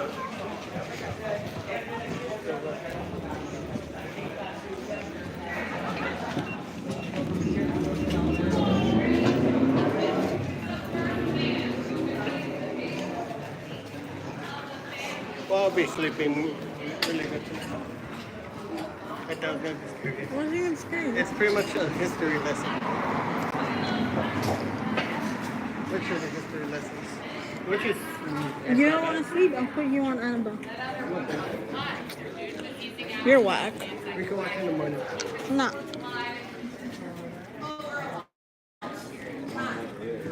That is not enough for y'all to be like, yeah, that guy was a vampire. I'm going to tell you about another man. Compensate your man and possibly. Yeah, he not only blocked the entire sidewalk, then decided to cut off the group after making sure that nobody could get through from either direction. They all got left behind. You know. That's why I stopped. I was like trying to get through the crowd to stop. I'm like, I'm not going on until I know what happened. And I was ready to go back in there with machete, going through. Ha ha! Still missing one. Well, I was going to be taking us this way, but again, we're going to be behind him. He's going to make sure that we go as slow as possible. But hey, let's go for it.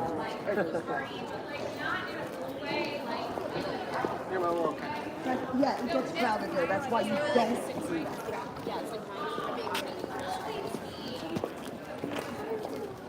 But all in all, we got a pretty good spot. You saw how crowded it got there, right? Yeah. We got a pretty good spot. I did see there were lights on in it. Yeah, we have caretakers that are probably there getting it ready because he will probably be here for Jazz Fest. He wasn't here for Halloween or French Quarter Fest this year, so he's probably going to be here for Jazz Fest. When is this? It's the last weekend of April, first weekend of May. So it's 2 weekends. That's why you should be here about a week and a half. I've seen him here. I've seen guests here about this. I don't know. He might have been standing there at the same time. I don't know what he looks like. And one time they had a party up on the tower and all that stuff. Summer/spring. But like in the fall,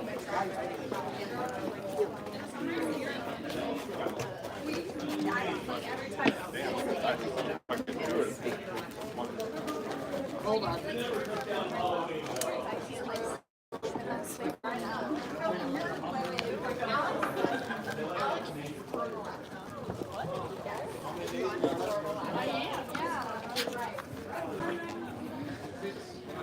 Hey, be careful, those things will get you every time.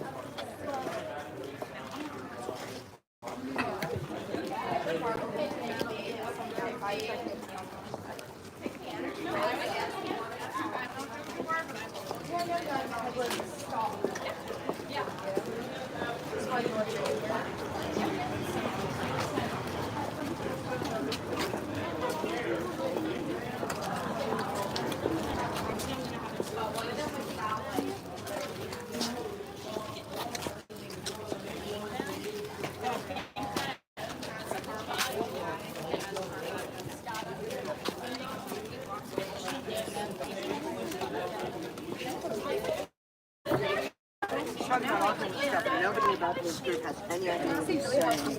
That's why you don't talk. And give the floor when you walk in. new, but like Not waiting for our group after this tape. I don't know what any of these And run Foxy on the tower. No, we're actually actually getting grants through Delgado to take over. Yeah. Stop sign coming. I'm making sure. Like I said, if anyone gets run over tonight, it's going to be me. Well, it might be a couple. Oh, did I think that out loud? You think I thought it loud enough for him to hear?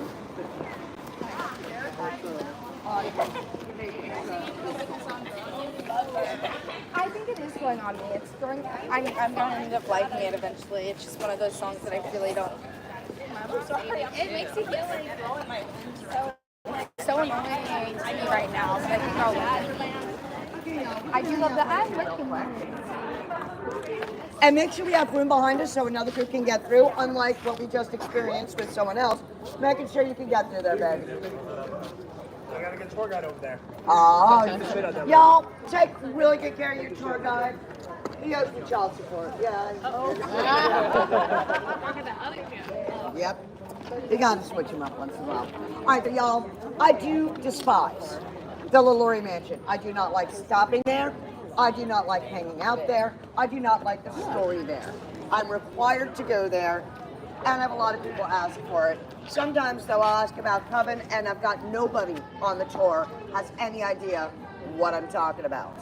Okay, so, yeah, it's kind of an old show. But here's the thing, I know a lot of tours that actually end their tour there. And I'm like, why would you want to end with such negative feelings? So let's get to something a little bit better.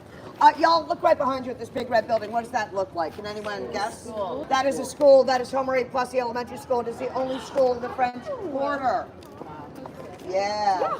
The property goes all the way down to the end of the fence. So it goes all the way down. There's one building, and then there's a cross street.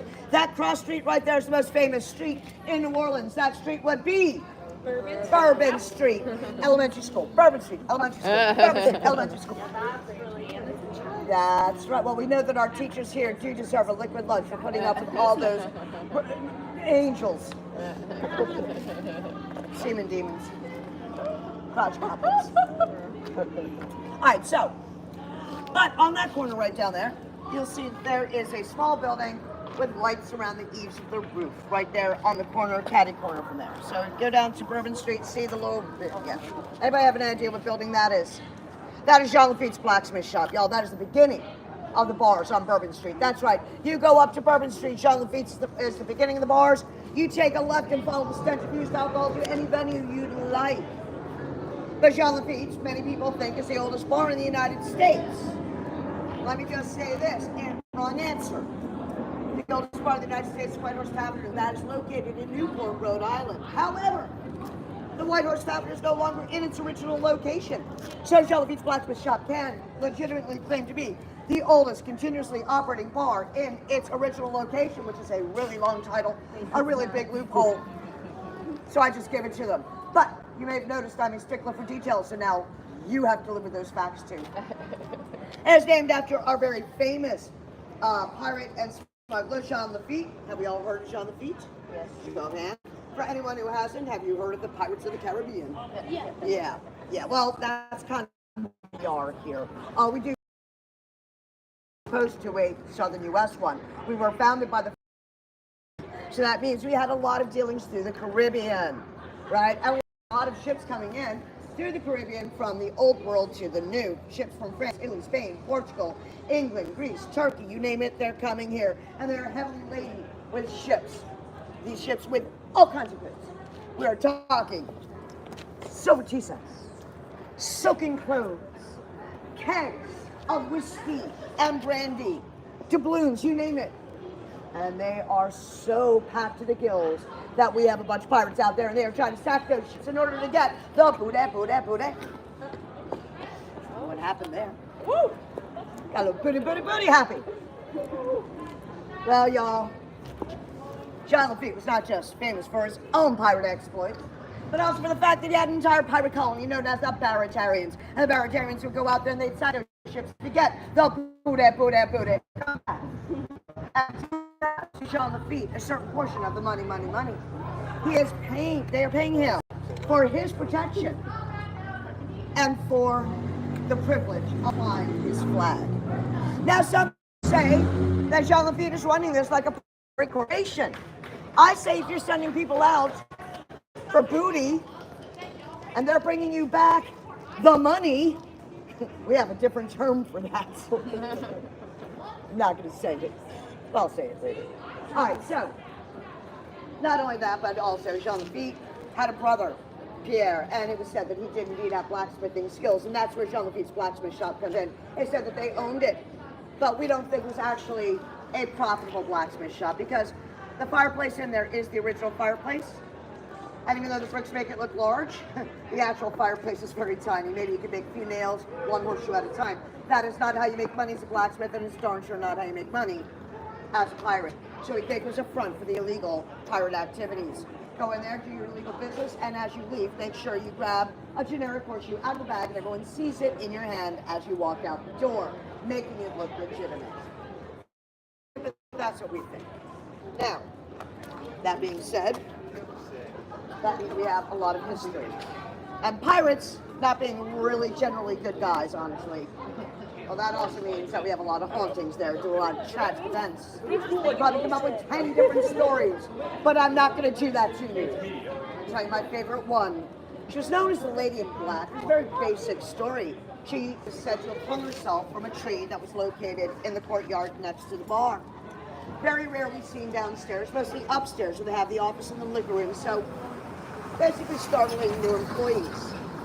On rare occasion when she was seen downstairs, it was very, very late at night, or more rightfully early in the morning, like dark 30, okay? And that was it. A nice little story to round out your night, stick in between stuff and whatever. If you're running slow on time, running extra time, you could just put that story in. But then a friend of mine blew that by going in there with a psychic and getting more information. Yeah, it turns out the psychic said, yes, indeed, the Lady in Black is here and is haunting, but she's not hanging around because it's where she committed suicide. Yes, that pun was intended. But this is where she spent the happiest days of her life. She got the feeling that this woman was from somewhere in the Carolinas. Now, our pirates would range all the way up the eastern seaboard, not unusual. And one of the Baratarian ships was up in the Carolinas, and the captain saw this beautiful young lady. But she was also being very beaten and abused by her husband. So although the husband must have thought of it as a kidnapping, it seems that this young lady, the pirate captain, thought of it more as a rescue. He brought her down here, set her up in a household, right? Took care of her, and she, of course, fell head over heels in love with her ever so dashing, debonair, swashbuckling pirate lover, Trouble Bond. He, of course, loved her very much, too. Well, he would go out on those raiding missions and sack those ships in order to get the booty, come back, and they deal with the money, and then there might even be some party. But this is not the party you want to take your nice young lady to. This is pirates and pickpockets and pimps, oh my. So she would wait until he was ready to leave. And that's when she would come down and they would go home together for the other kind of booty. That's right, a pirate's life is all about the booty, both kinds. Well, this went on for a long time until one day he went out on a raiding mission, and when he came back, it was in a pine box. That's right, he had been killed. She's not only lost her own true love, but y'all, she also lost her means of support. There were no career opportunities for women back then. She had not long to keep that roof over her head, clothes on her back, and food in her mouth. She couldn't go back to her husband. He would have killed her. And now also that he's gone, the other pirate's getting very aggressive with her. And she's now afraid of being taken against her will. So she realizes she has no other choice. She goes home, puts on her best black lace morning gown, and hangs herself. And said that she is still here waiting for the spirit of her pirate captain to return to her the way his body once did. Y'all, I'd be remiss if I didn't tell you about yet another ghost that's in there. And people say it's the ghost of the Captain Jean Lafitte himself. You go and you see a guy in pirate clothes, casual Friday pirate clothes. You know, they weren't really very clean and dressed up. But despite that, you're with your friends, you're in a pirate bar, so you grab your friend, turn around to get a picture taken with the pirate, and he's gone. Well, that's a very small bar. Nobody can get by you without you noticing. And this happens back by the piano where the men's room is. Can I help you? Me? Oh, I miss. No, you're standing. Making your way is walking. How about if I walk like this? Yeah, how about you pay me $30 and you can stay and listen? How's that? Oh, I'll be fine. Yeah, I think you'll be fine going Now further. that you've confronted me, I have to walk even slower. We're on a phone. Have a good night. It's so funny. They absolutely have no clue that there are actually city statutes about interfering with the tour group, and that is considered theft of services, and you could have been arrested. Ta-da! Anyway, yeah, I don't put up with it. As I was saying, so you grab your friend, turn around, and the pirate's gone, but you know we didn't get by you, and this happens back by the piano where the men's room is. So obviously, the pirate's in the men's room, right? That's a pretty easy one to debunk. Stella, even I could do that. But you're waiting for the pirate to come out of the men's room. You're waiting a long time. An awful long time. It's been going and come out and going and come out. But then again, it is Bourbon Street. He could be getting sick. He could be passed out. There could be other nefarious activities going on in there, which I will not expound on. Use your imaginations. So eventually you may even ask somebody, is the pirate okay? Is he coming out soon? And that's when you'll be told, there is no pirate in the bathroom. If there's no pirate in the bathroom, there never was a pirate in the bathroom. If you're watching the whole time, that means that what you saw was indeed a ghost. But as far as it being the ghost of Jean Lafitte, I think not. Because remember the beginning? I told y'all that most hauntings are based on tragic events. Nothing tragic happened to Jean Lafitte here or anywhere else. As a matter of fact, it was Jean Lafitte and his Baratarians that helped Andrew Jackson defeat the British at the Battle of New Orleans and in the War of 1812. And for that, he and all of his Baratarians were granted federal pardons, meaning all that stolen treasure, all those gold doubloons are all 100% legal now. Do not look for buried treasure from Jean Lafitte. I'm sure he dug it up. I would have. So he's now a wealthy man traveling around wine winning song, doing whatever the heck he wants. So if nothing tragic happened, why would he be haunting? But y'all, I do know many people that have worked there. Many people. And because the liquor room and the office are upstairs, there is an intercom down to the bar in case the bartender needs something mid-shift. And at night when they're finishing their closing duties upstairs in the office, they've heard many strange things come from an empty bar room. One of the things can only be described as what sounds like a conversation. They've heard this on many occasions. Now, they can't make out the words because it's too muffled and muddy, but through the timbre of the voices, they can tell that it is indeed a man and a woman. Y'all, I cannot prove what I'm about to say. But in my heart of hearts, I like to believe that that is not the pirate ghost of Captain Jean Lafitte. I like to believe that that is Our Lady in Black, dead pirate captain. And they are reunited in love every night for the rest of eternity. And I think that's a much nicer story to end our night on. And by the way, there's another reason we're ending here. Not only we're at Bourbon Street, a place where everybody recognizes, but as you go further into the corridor, you will not be able to get any kind of a ride share. They will drop you off anywhere you want, but they will not pick you up inside what's called the box. They will make you walk the blocks and then change the drivers and then walk in another direction and then they leave and then they charge you anyway. They do it to me and I live and work here. But these corners and those corners are absolutely perfect for any kind of rideshare service. They will pick you up here. If you want to go back, we also have MRB. That's where we took our bar break, is straight down there. That is Bourbon Street, where we started. And they are honoring those 2-for-1 hurricanes all night long. That is on, yes, he's like, oh no, I don't want that. You can either take a right here on Royal Street or left here on Bourbon Street. You're just gonna go a few blocks and you'll be right back where we started. Okay, on St. Peter Street. You'll see the back of the cathedral from Royal Street. So, y'all, if you have a chance, give me a good review. I do take either cash or Venmo. It's gratuity. Venmo is at Stella Tours. All one word, Stella Tours. I'm the only Stella Salmon you'll see. Plural tours. Stella Tours, right. Okay. You'll see Stella Salmon. Thank you. I'm the only Stella Salmon there is. And y'all, I hope you had fun tonight. Did you have a good time? Yes, ma'am. Excellent. Please stay safe. Have a great night. If you ever get turned around, just go into the intersection, look for the tall skyscrapers. If you're in the French Quarter, going towards the tall skyscrapers is always going towards Canal Street, so you can always navigate around. Y'all know where you're at? Excellent. Thank you so much. Oh, thank you. I hope you had fun tonight. I did Venmo. You were Oh, thank you so much. I just did it. Yep, I'm the only one in the world. That bar is that way, no? We're going to that bar. Thank you so much. It was more of a history lesson. Study hard. So, how did you guys enjoy that? Studying after that, postgraduate studies. There you go. There you go. Oh, law school's a lot. Oh yeah, of course. It's Especially Helen, down here. H-E-L-E-N. Napoleonic Code. If you can pass it to the bar here, you're good to go anywhere. Thank you. All right, have a great night.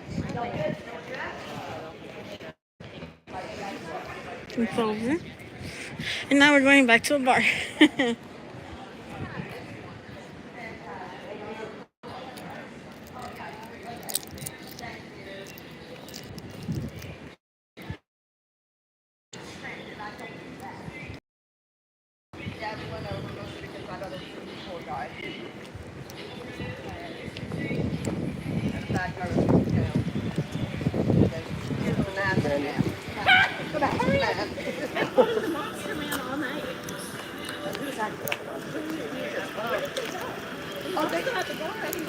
I got them to come out. They come around the walk off.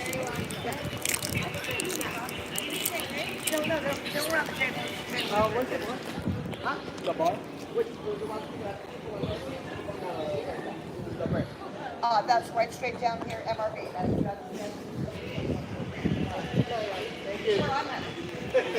That's why I don't get my beers. Hey, it is the cheapest one up. Yeah, it is 10. You guys have ready 10? At 1. I got one shift here. But yeah. So we have our tour guide meetings and all that stuff. They take care of it. We get tour guide after hours, Stella? Oh no, tour guide after hours is drunk Stella who likes to play pool, use very profane language, and yeah, I'm not so granny like afterwards.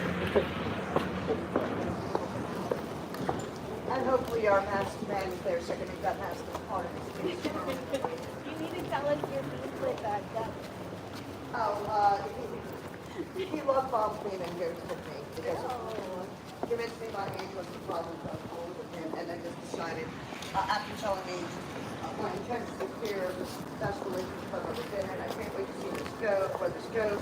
All of a sudden he cut communication, and I was like, dude, what's going on? Yeah, I just don't think I'm ready for it right now, and that was what we get. And I said, excuse me? Well, I think it was up for a couple. This is all here's the big house. And it was absolutely ridiculous. But it turns out that he wanted me to work for his company. And that was the whole thing. I told her, right. And that, if we were to stay, I'd say, well, that's when we decided that, well, then we can't be in a relationship. Excuse me. Oh, how awkward that sounds still like running into each other. Yeah, well, it's a different company, but, I don't know about you if you noticed yet. Look on his face as he walked behind us. He was like, I'm sorry, I'm not going to make a living too. Too bad. I've been doing this longer than you have, dude. When did you come to... I've been in New Orleans for 17 years now. Yeah. From Alabama, right? No, I'm a Jersey girl. Moved here from Brooklyn. What? Yeah. I just spent a lot of time in the Gulf States, Gulf Coast. Most of my adult life I've spent in the Gulf South region. So I moved down right after high school. I've traveled around. I've lived in many places. I've worked. Be careful of this. Do not step on it. This is why I always take I'm like, why should there so many ants? No, that's the only dangerous one that I know on the street, and I know I walk it every night. So just don't want anybody breaking their ankle. Oh, this is a great shop. Come by here. It's better than the one. It's cheaper and better than the one on oil. I got this week. I got there. That is black stone. I got there. That lovely stuff. Again, very good.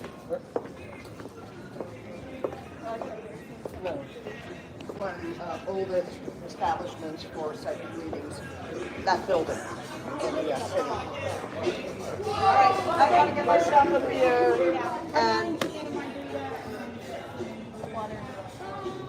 You want water? Or you want something else? Water. You want water, Ben?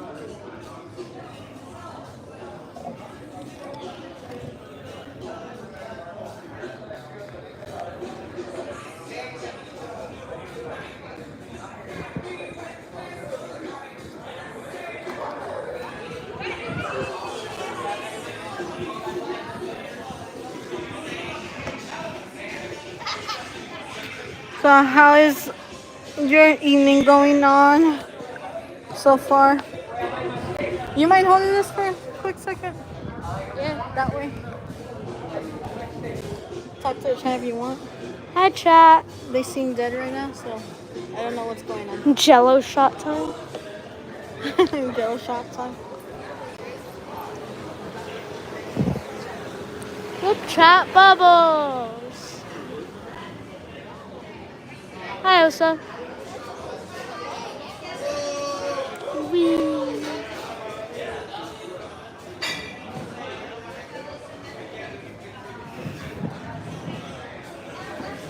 We were like right over there just earlier. Hey, is that a pirate guy?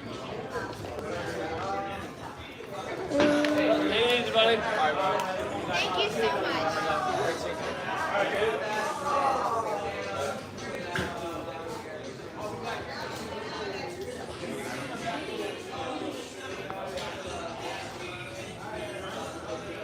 You're showing them the bubbles? Yep. There's so many.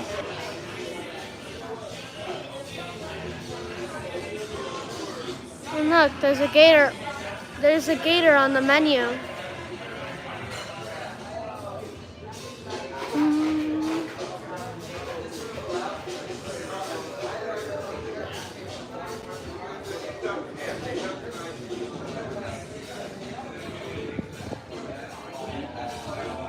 Over 100 years. Wow. You can give it to you now. If you want. Or do you want us to take over? You can have it.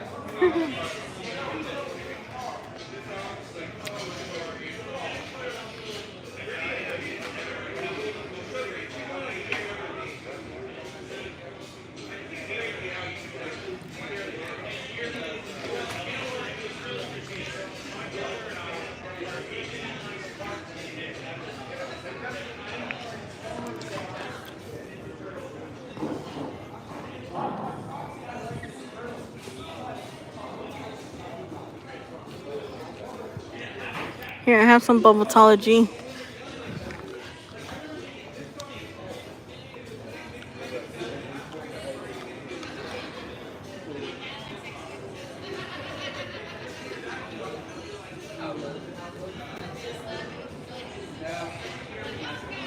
The bar to protest.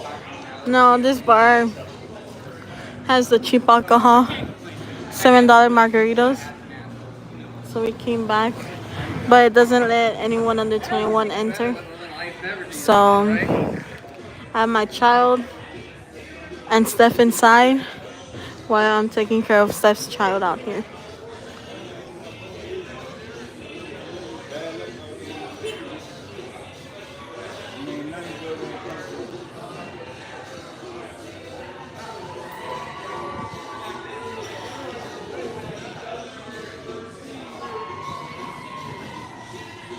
No, he's getting a margarita.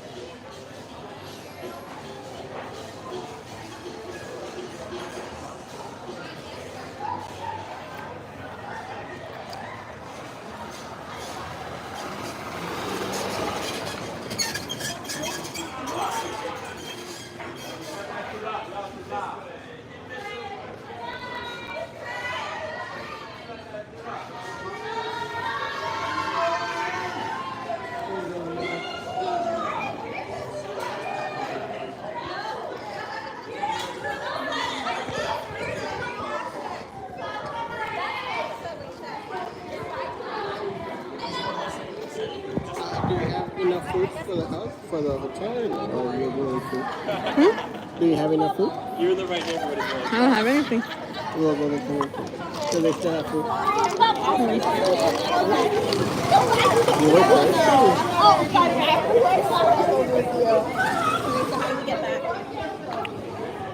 Over there. I don't know. It's by the church.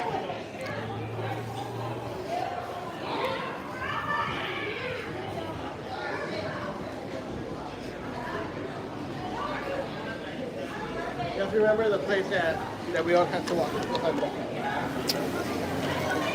Hell. So what do y'all think about it? I feel it was more of a history lesson.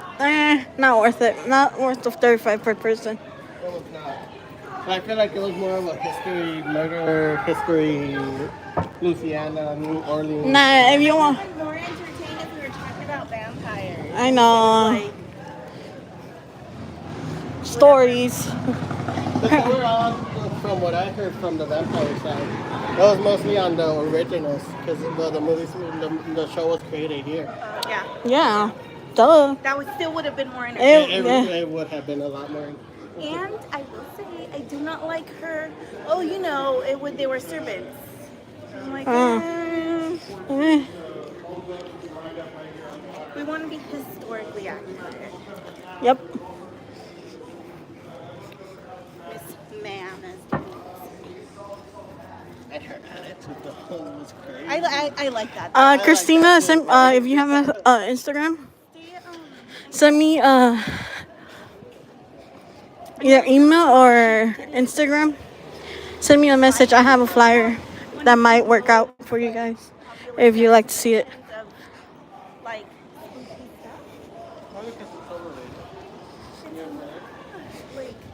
Well, of course, for like the visitors and all that stuff.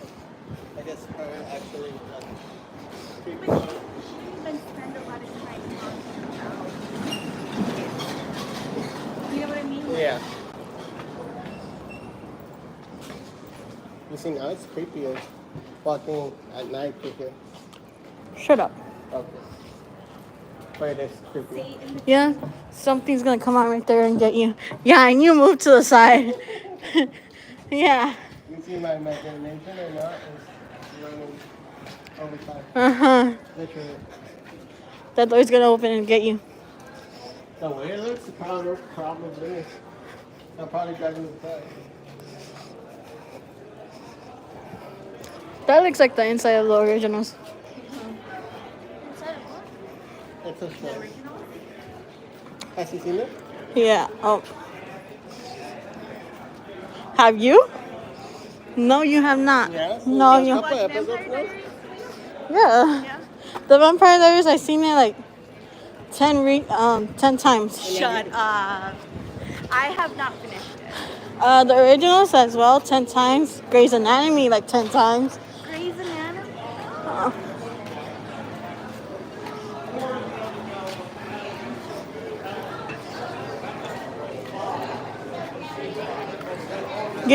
Tell me a show, and I probably have already seen it. 10 times. Saw it twice. She rewatches her shows so many times. What? Okay, have you been watching the same stuff this trip? From what I asked you, What do you mean? the shows that you're watching in the hotel room. For that one, I've seen twice.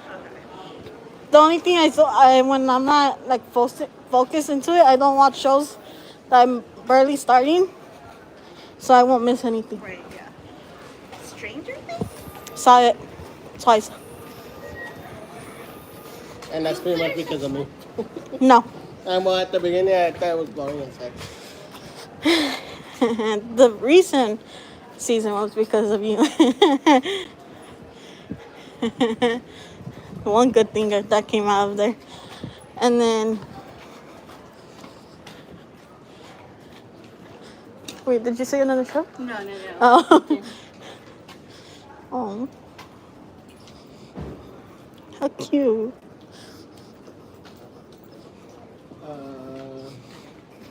What did the chat say about the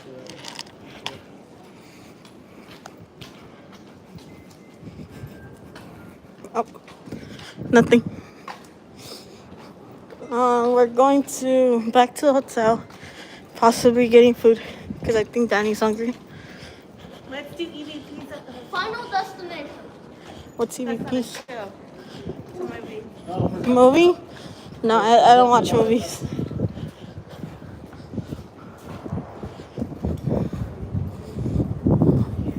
Turn right.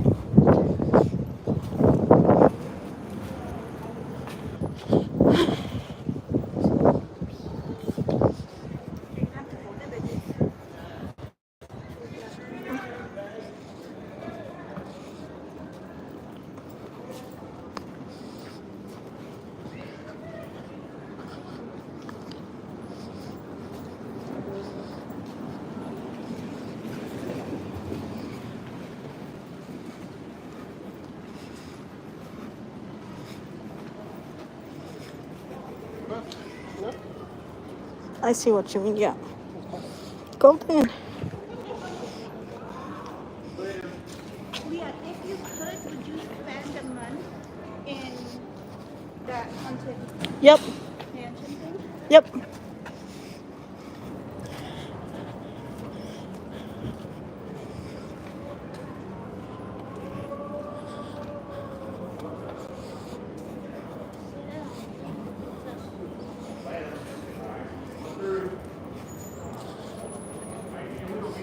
You haven't given me a show. Well, other shows that you watch, you tend to watch multiple. That's why we're listing off shows, so I can tell you if I watched it or not. Wait, did we already mention Grey and Grey's Anatomy, I already mentioned it myself.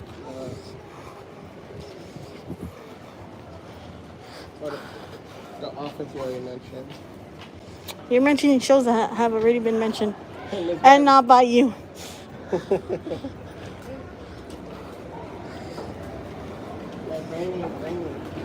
I never brains.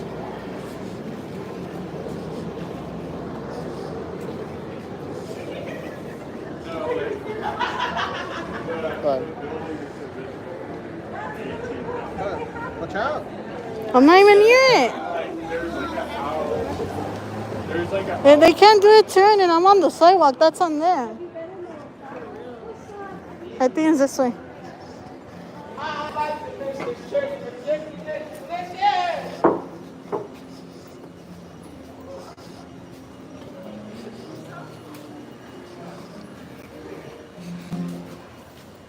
This one's sweeter. Yeah, I spilled it on my hand. My hand's all sticky. I don't have iHeartRadio, but I use Spotify. Oh yeah, you're gonna be playing it. Right now in 30 minutes. So I don't know you. I don't know you. You don't have my numbers. Don't call.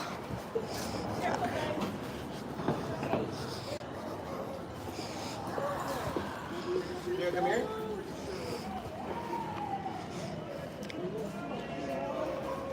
That is really cool. They have George Washington.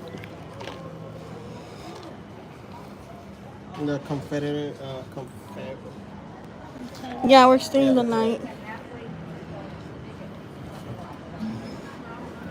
That is pretty cool.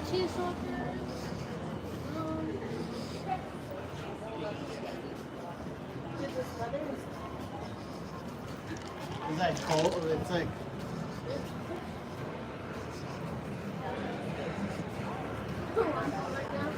Don't you have the map? Yeah, I know, but it's this way. Hold this, because I need things. You're not going to be able to. Thank you. That's the zombie shop. I came and found you guys, so we're one block over. Or I could just do this. Remember, my car has a tracker. And she has a radius on the car itself. Let me know if I'm right, because I would like to know. You're wrong. Damn. Just like you're wrong.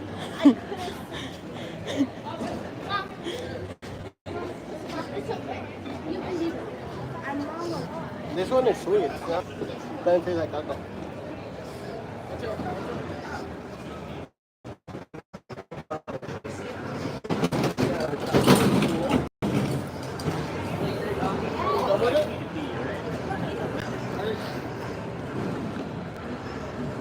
You done with it or not? Yeah. Why am I struggling? I could just put this. Oh wait, we should see Bourbon Street at night. You're right. Y'all can go.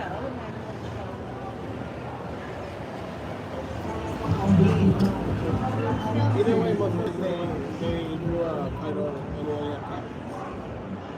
Or cash. What street is this?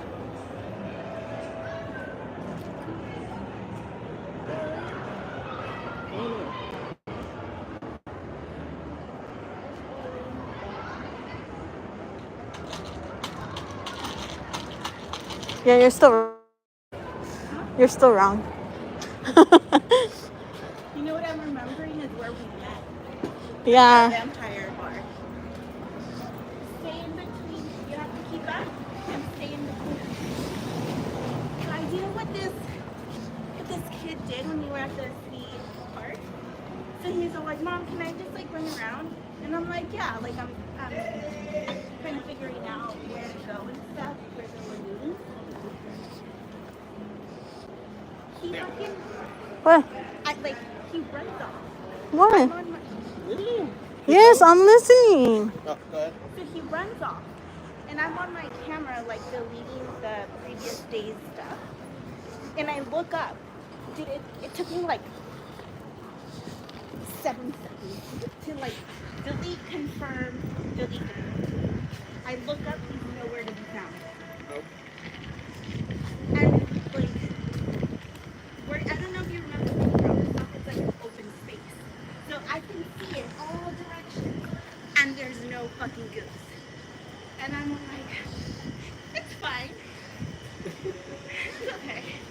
And I'm like,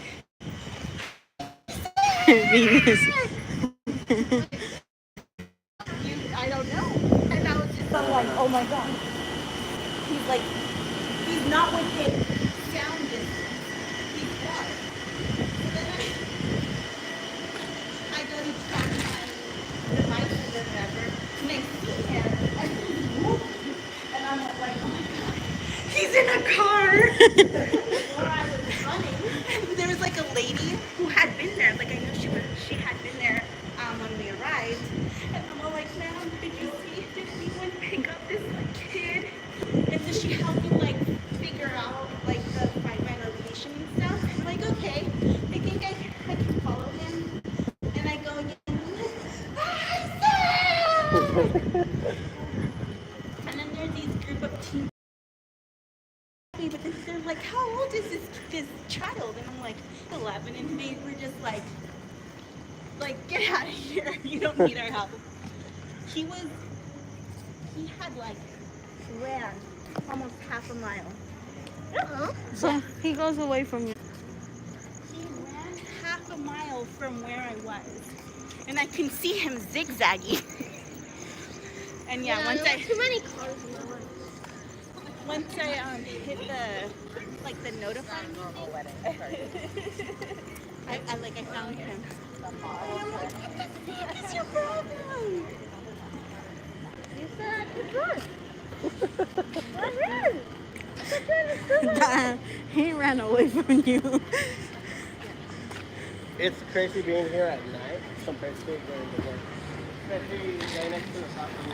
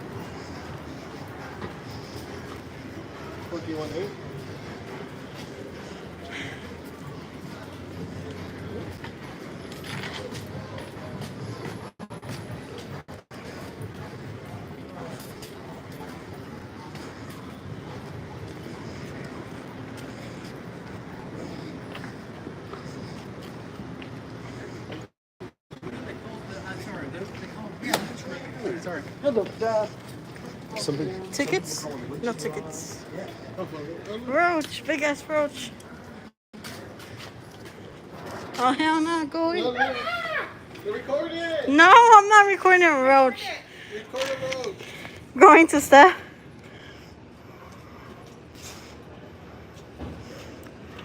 Just kick it. No, I'm not gonna kick it. You gotta be next to it. Are you helping it climb the wall? They can climb. We were chased by roaches. Okay, that's duck.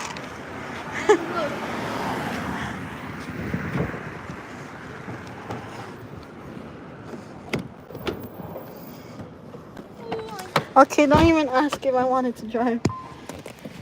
But yeah, I was still not gonna let you drive. That's how I came. I automatically came into the driver's side. I mean the passengers. Feels like they've been. Yeah. And then were you like, fuck, I'm in trouble? No, I was like, why is she calling me? But then it was like, find my iPhone. Oh, number. look what happened. Yeah. Look, after 6 months behind. Oh, you guys can't see. Hold on.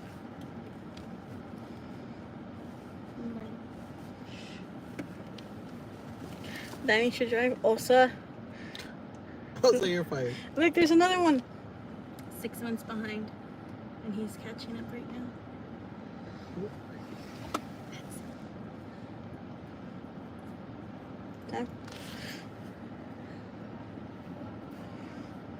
Sugar daddy who? Dude, she left.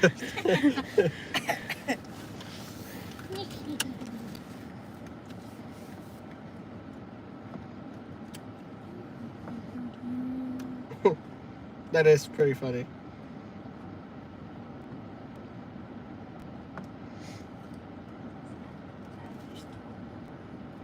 So, We're good on food, so dealer's choice. no, so, do I drop you guys off or do I look for a food place? Food here? place.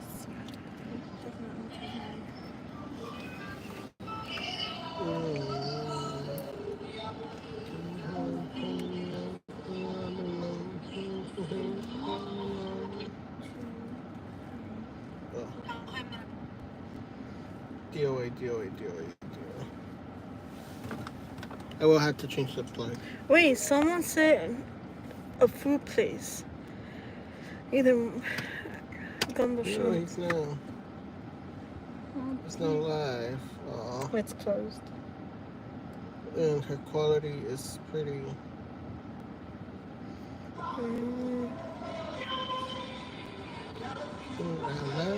I love you, no matter what you do. Yeah, Lara is your version of Taylor Swift and Taylor Swift is mine. Thank you.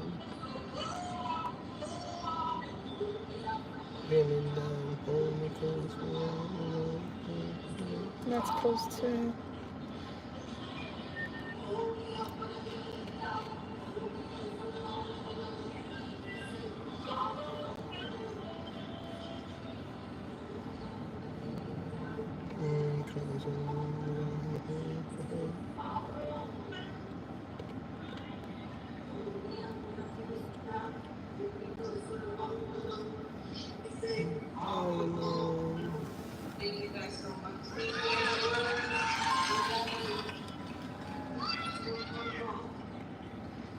Anybody want to suggest a restaurant?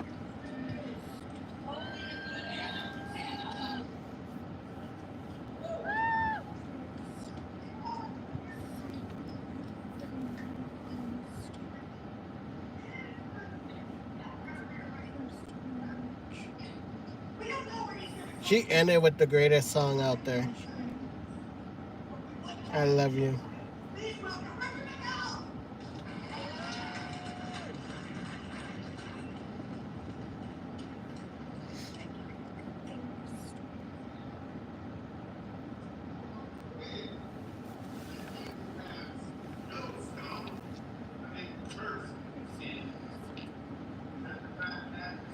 I'm going to the House of Blues.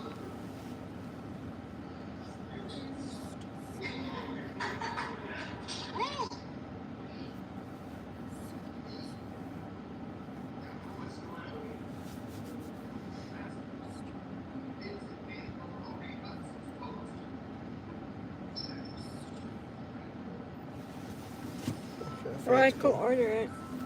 So, okay. Hold on, let me put you on loudspeaker. What's up, boy? I was about to call you too.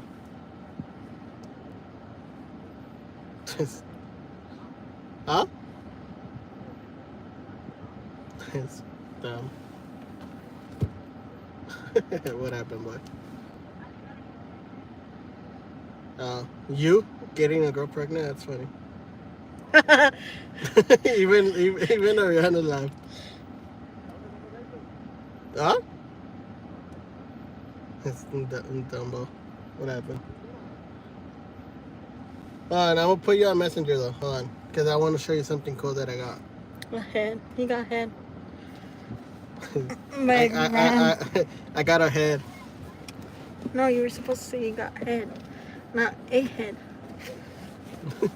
Watch out, you're in a kids friendly place.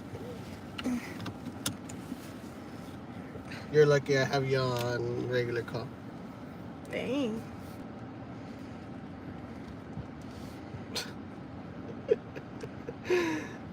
I'm gonna call you on Messenger. I want to show you. I'm gonna show you head. I'll call you back right now. Bye. Squirrel. Squirrels.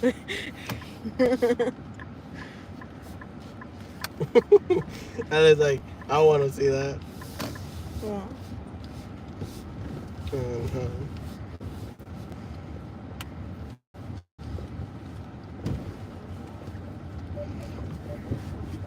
You're connected to.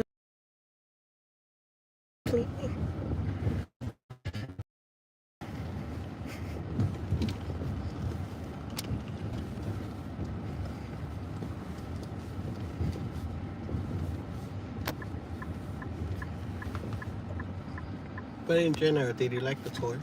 No. No. Well, it wasn't worth the $35 though. It was like a total of, for all of us, 116. It was totally not worth it. I wish we would have picked a different tour. Yes. We are. Look at this. Because that dude will say things.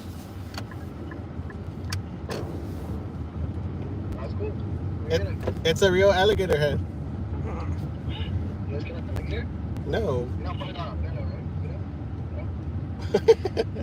He has to be careful. I even have the.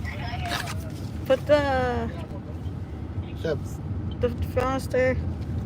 I got the whole license and everything to own it from Louisiana. Hi, Christina. No, you're fine, but just don't say anything racist or anything that could cancel you right away. Okay, well, thank you. Now,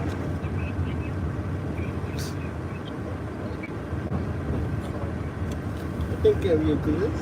I already tried that. No, that's the outside. I even got the license for it, and then I have a alligator paw as well. Foot. I mean alligator foot.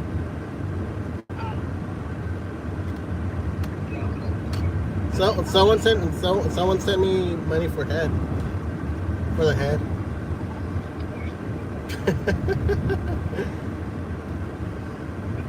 You dumb boy. What happened, boy? I think your phone conversation needs to be off speaker. Thanks. Because I am not comfortable with your brother on So speaker. it's Valis. You guys went to go get a Valis diaper. Huh? Or who got pregnant?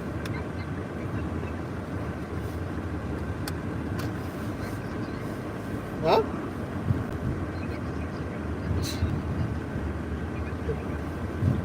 Oh, really? Yeah, we're protesting tomorrow. That is really cool. Time that flew by. She finally grew. For us to do anything today. It's the outside. I know it's the outside. I forgot you only care about your foot. Look, hold on, let me show you something real quick. Another thing anyways. That kind of worked.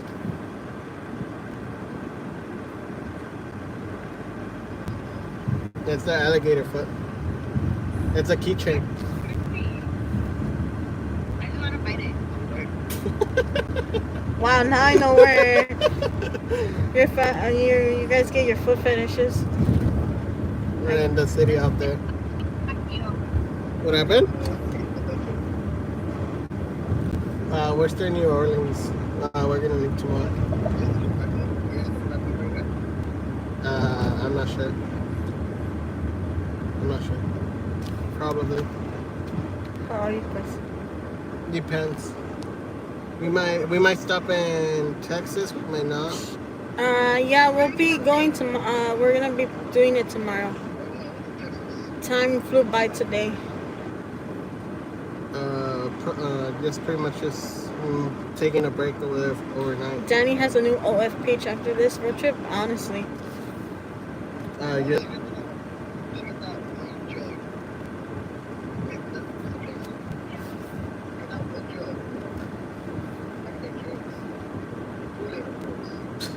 Are you gonna send the money? A nice try, boy. Nice try. Can you like lower your volume?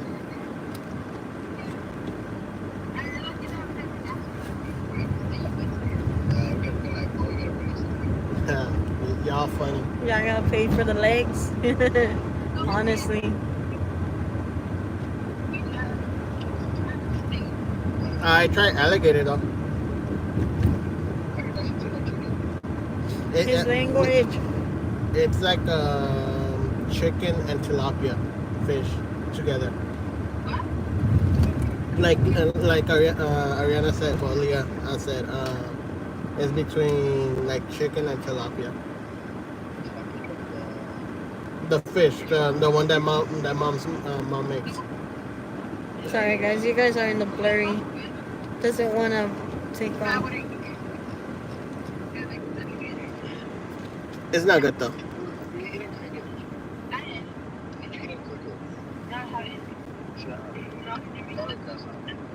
It'll be in both. Hot. Sorry, that sounded really aggressive. I'm so sorry. No, it is hot. It's just the windshield doesn't want to clean off whatsoever. What happened? Yeah, so watch your language. There's a kid in here.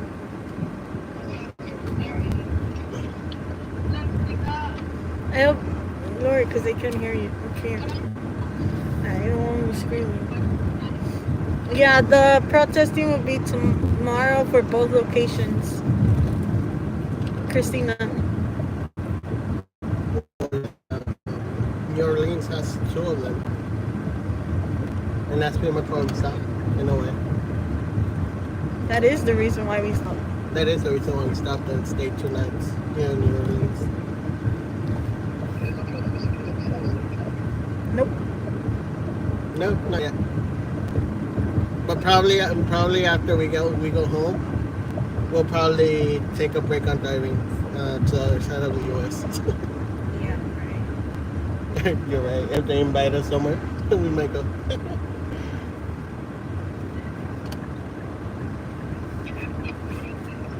Hey, don't get me wrong. Traveling, it's awesome. It's been really great.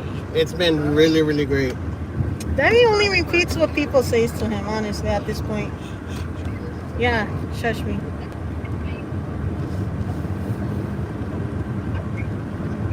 It's been awesome. Meeting people, and then, I guess, seeing everything that we seen. And then the ghost tour, which was pretty much just murder history, pretty much. It was Stella history. Let's be honest. No offense, Stella was great. Is that your brother? Yeah, it's my brother. You guys look like identical twins. Nope. Nope. Yes, they do. No, they don't. No, they don't. Let me take a picture. If they did, I would not You're be. the better looking one. I would not be dating this one. Show Jasmine. Real quick. Look at my sister.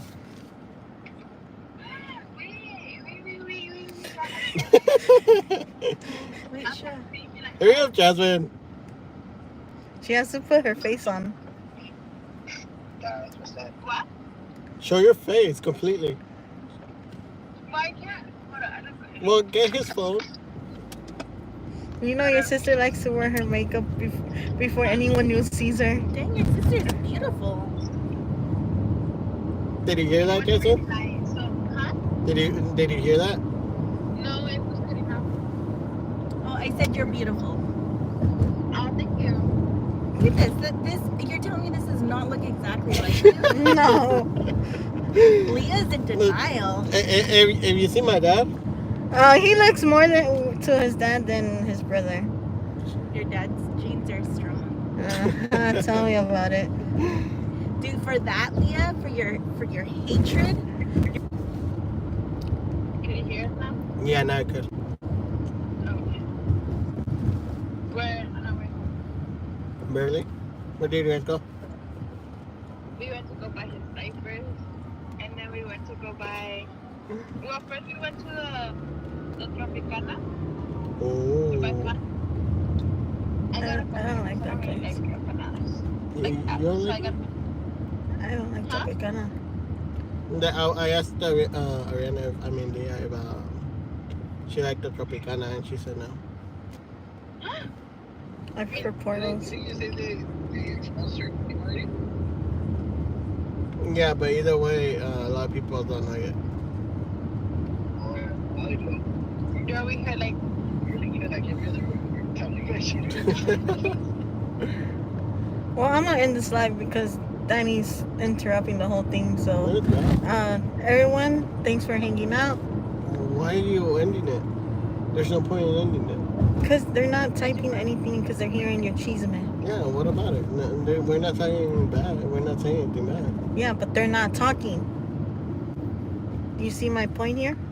No. Oh my god. Anyways, what else did you guys do today? How many people are in? So we went to the Target after. Right now 22. There was 40 when we entered the car. And then when we go home. And then they left when they. Okay, this I will one called. post. Is it okay if I post the picture of your brother side by side with you? Let's not do that. I don't think they'll want to. Not your sister. Yeah, he said no. Okay. But yeah. We'll just keep it for our own records. I don't want to make people find This dude. He doesn't want to be Reddit famous. He doesn't want to be Reddit famous. Christina's saying hi. Huh? Well, hi to Goose. Goose has to pee What happened? again. I'll call you back. You guys back in like 5 minutes. We're gonna go to the hotel, so I'll That go guy to the was balcony That guy was about to flip. talk to you guys. Okay. I'll talk to you. Okay, Bye. interrupt me. That guy was about flip over there on his Bye. yeah, the carriage bike. I could have sworn you said that guy was about to flip into a werewolf. You mean transition to a werewolf? I thought we were gonna get food. Didn't I just tell? She's gonna order it. Didn't you? You don't pay attention when you're on the phone. Right here. No, it's not. When I was in the passenger 3 more side. minutes. Oh shit. 4 minutes. I'm gonna need you guys to go. I'm gonna stay in the car while I'm listening to the music. 3 minutes. Well, I was looking at the 8:56. Dang. I have it saved. What is it called? The Torture the Poets Department. The TP. The TTPD. This is gonna be so good. Well, you can listen to it in the No, car, Danny. No. I'm in the apartment. No, you talk too much. That's why. I'm gonna go outside. Either way, Danny. Make your Danny lives matter.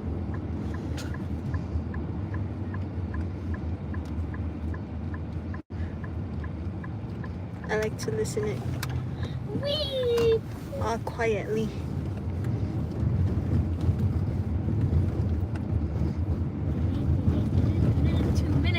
I'm gonna do my best to like eat that coconut Chicken flavored. fried chicken pie.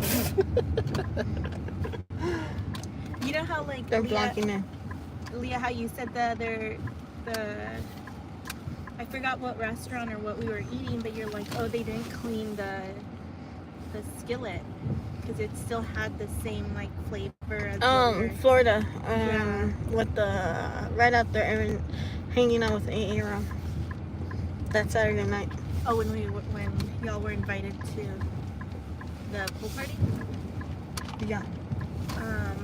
Yeah, that night or that restaurant that we were at,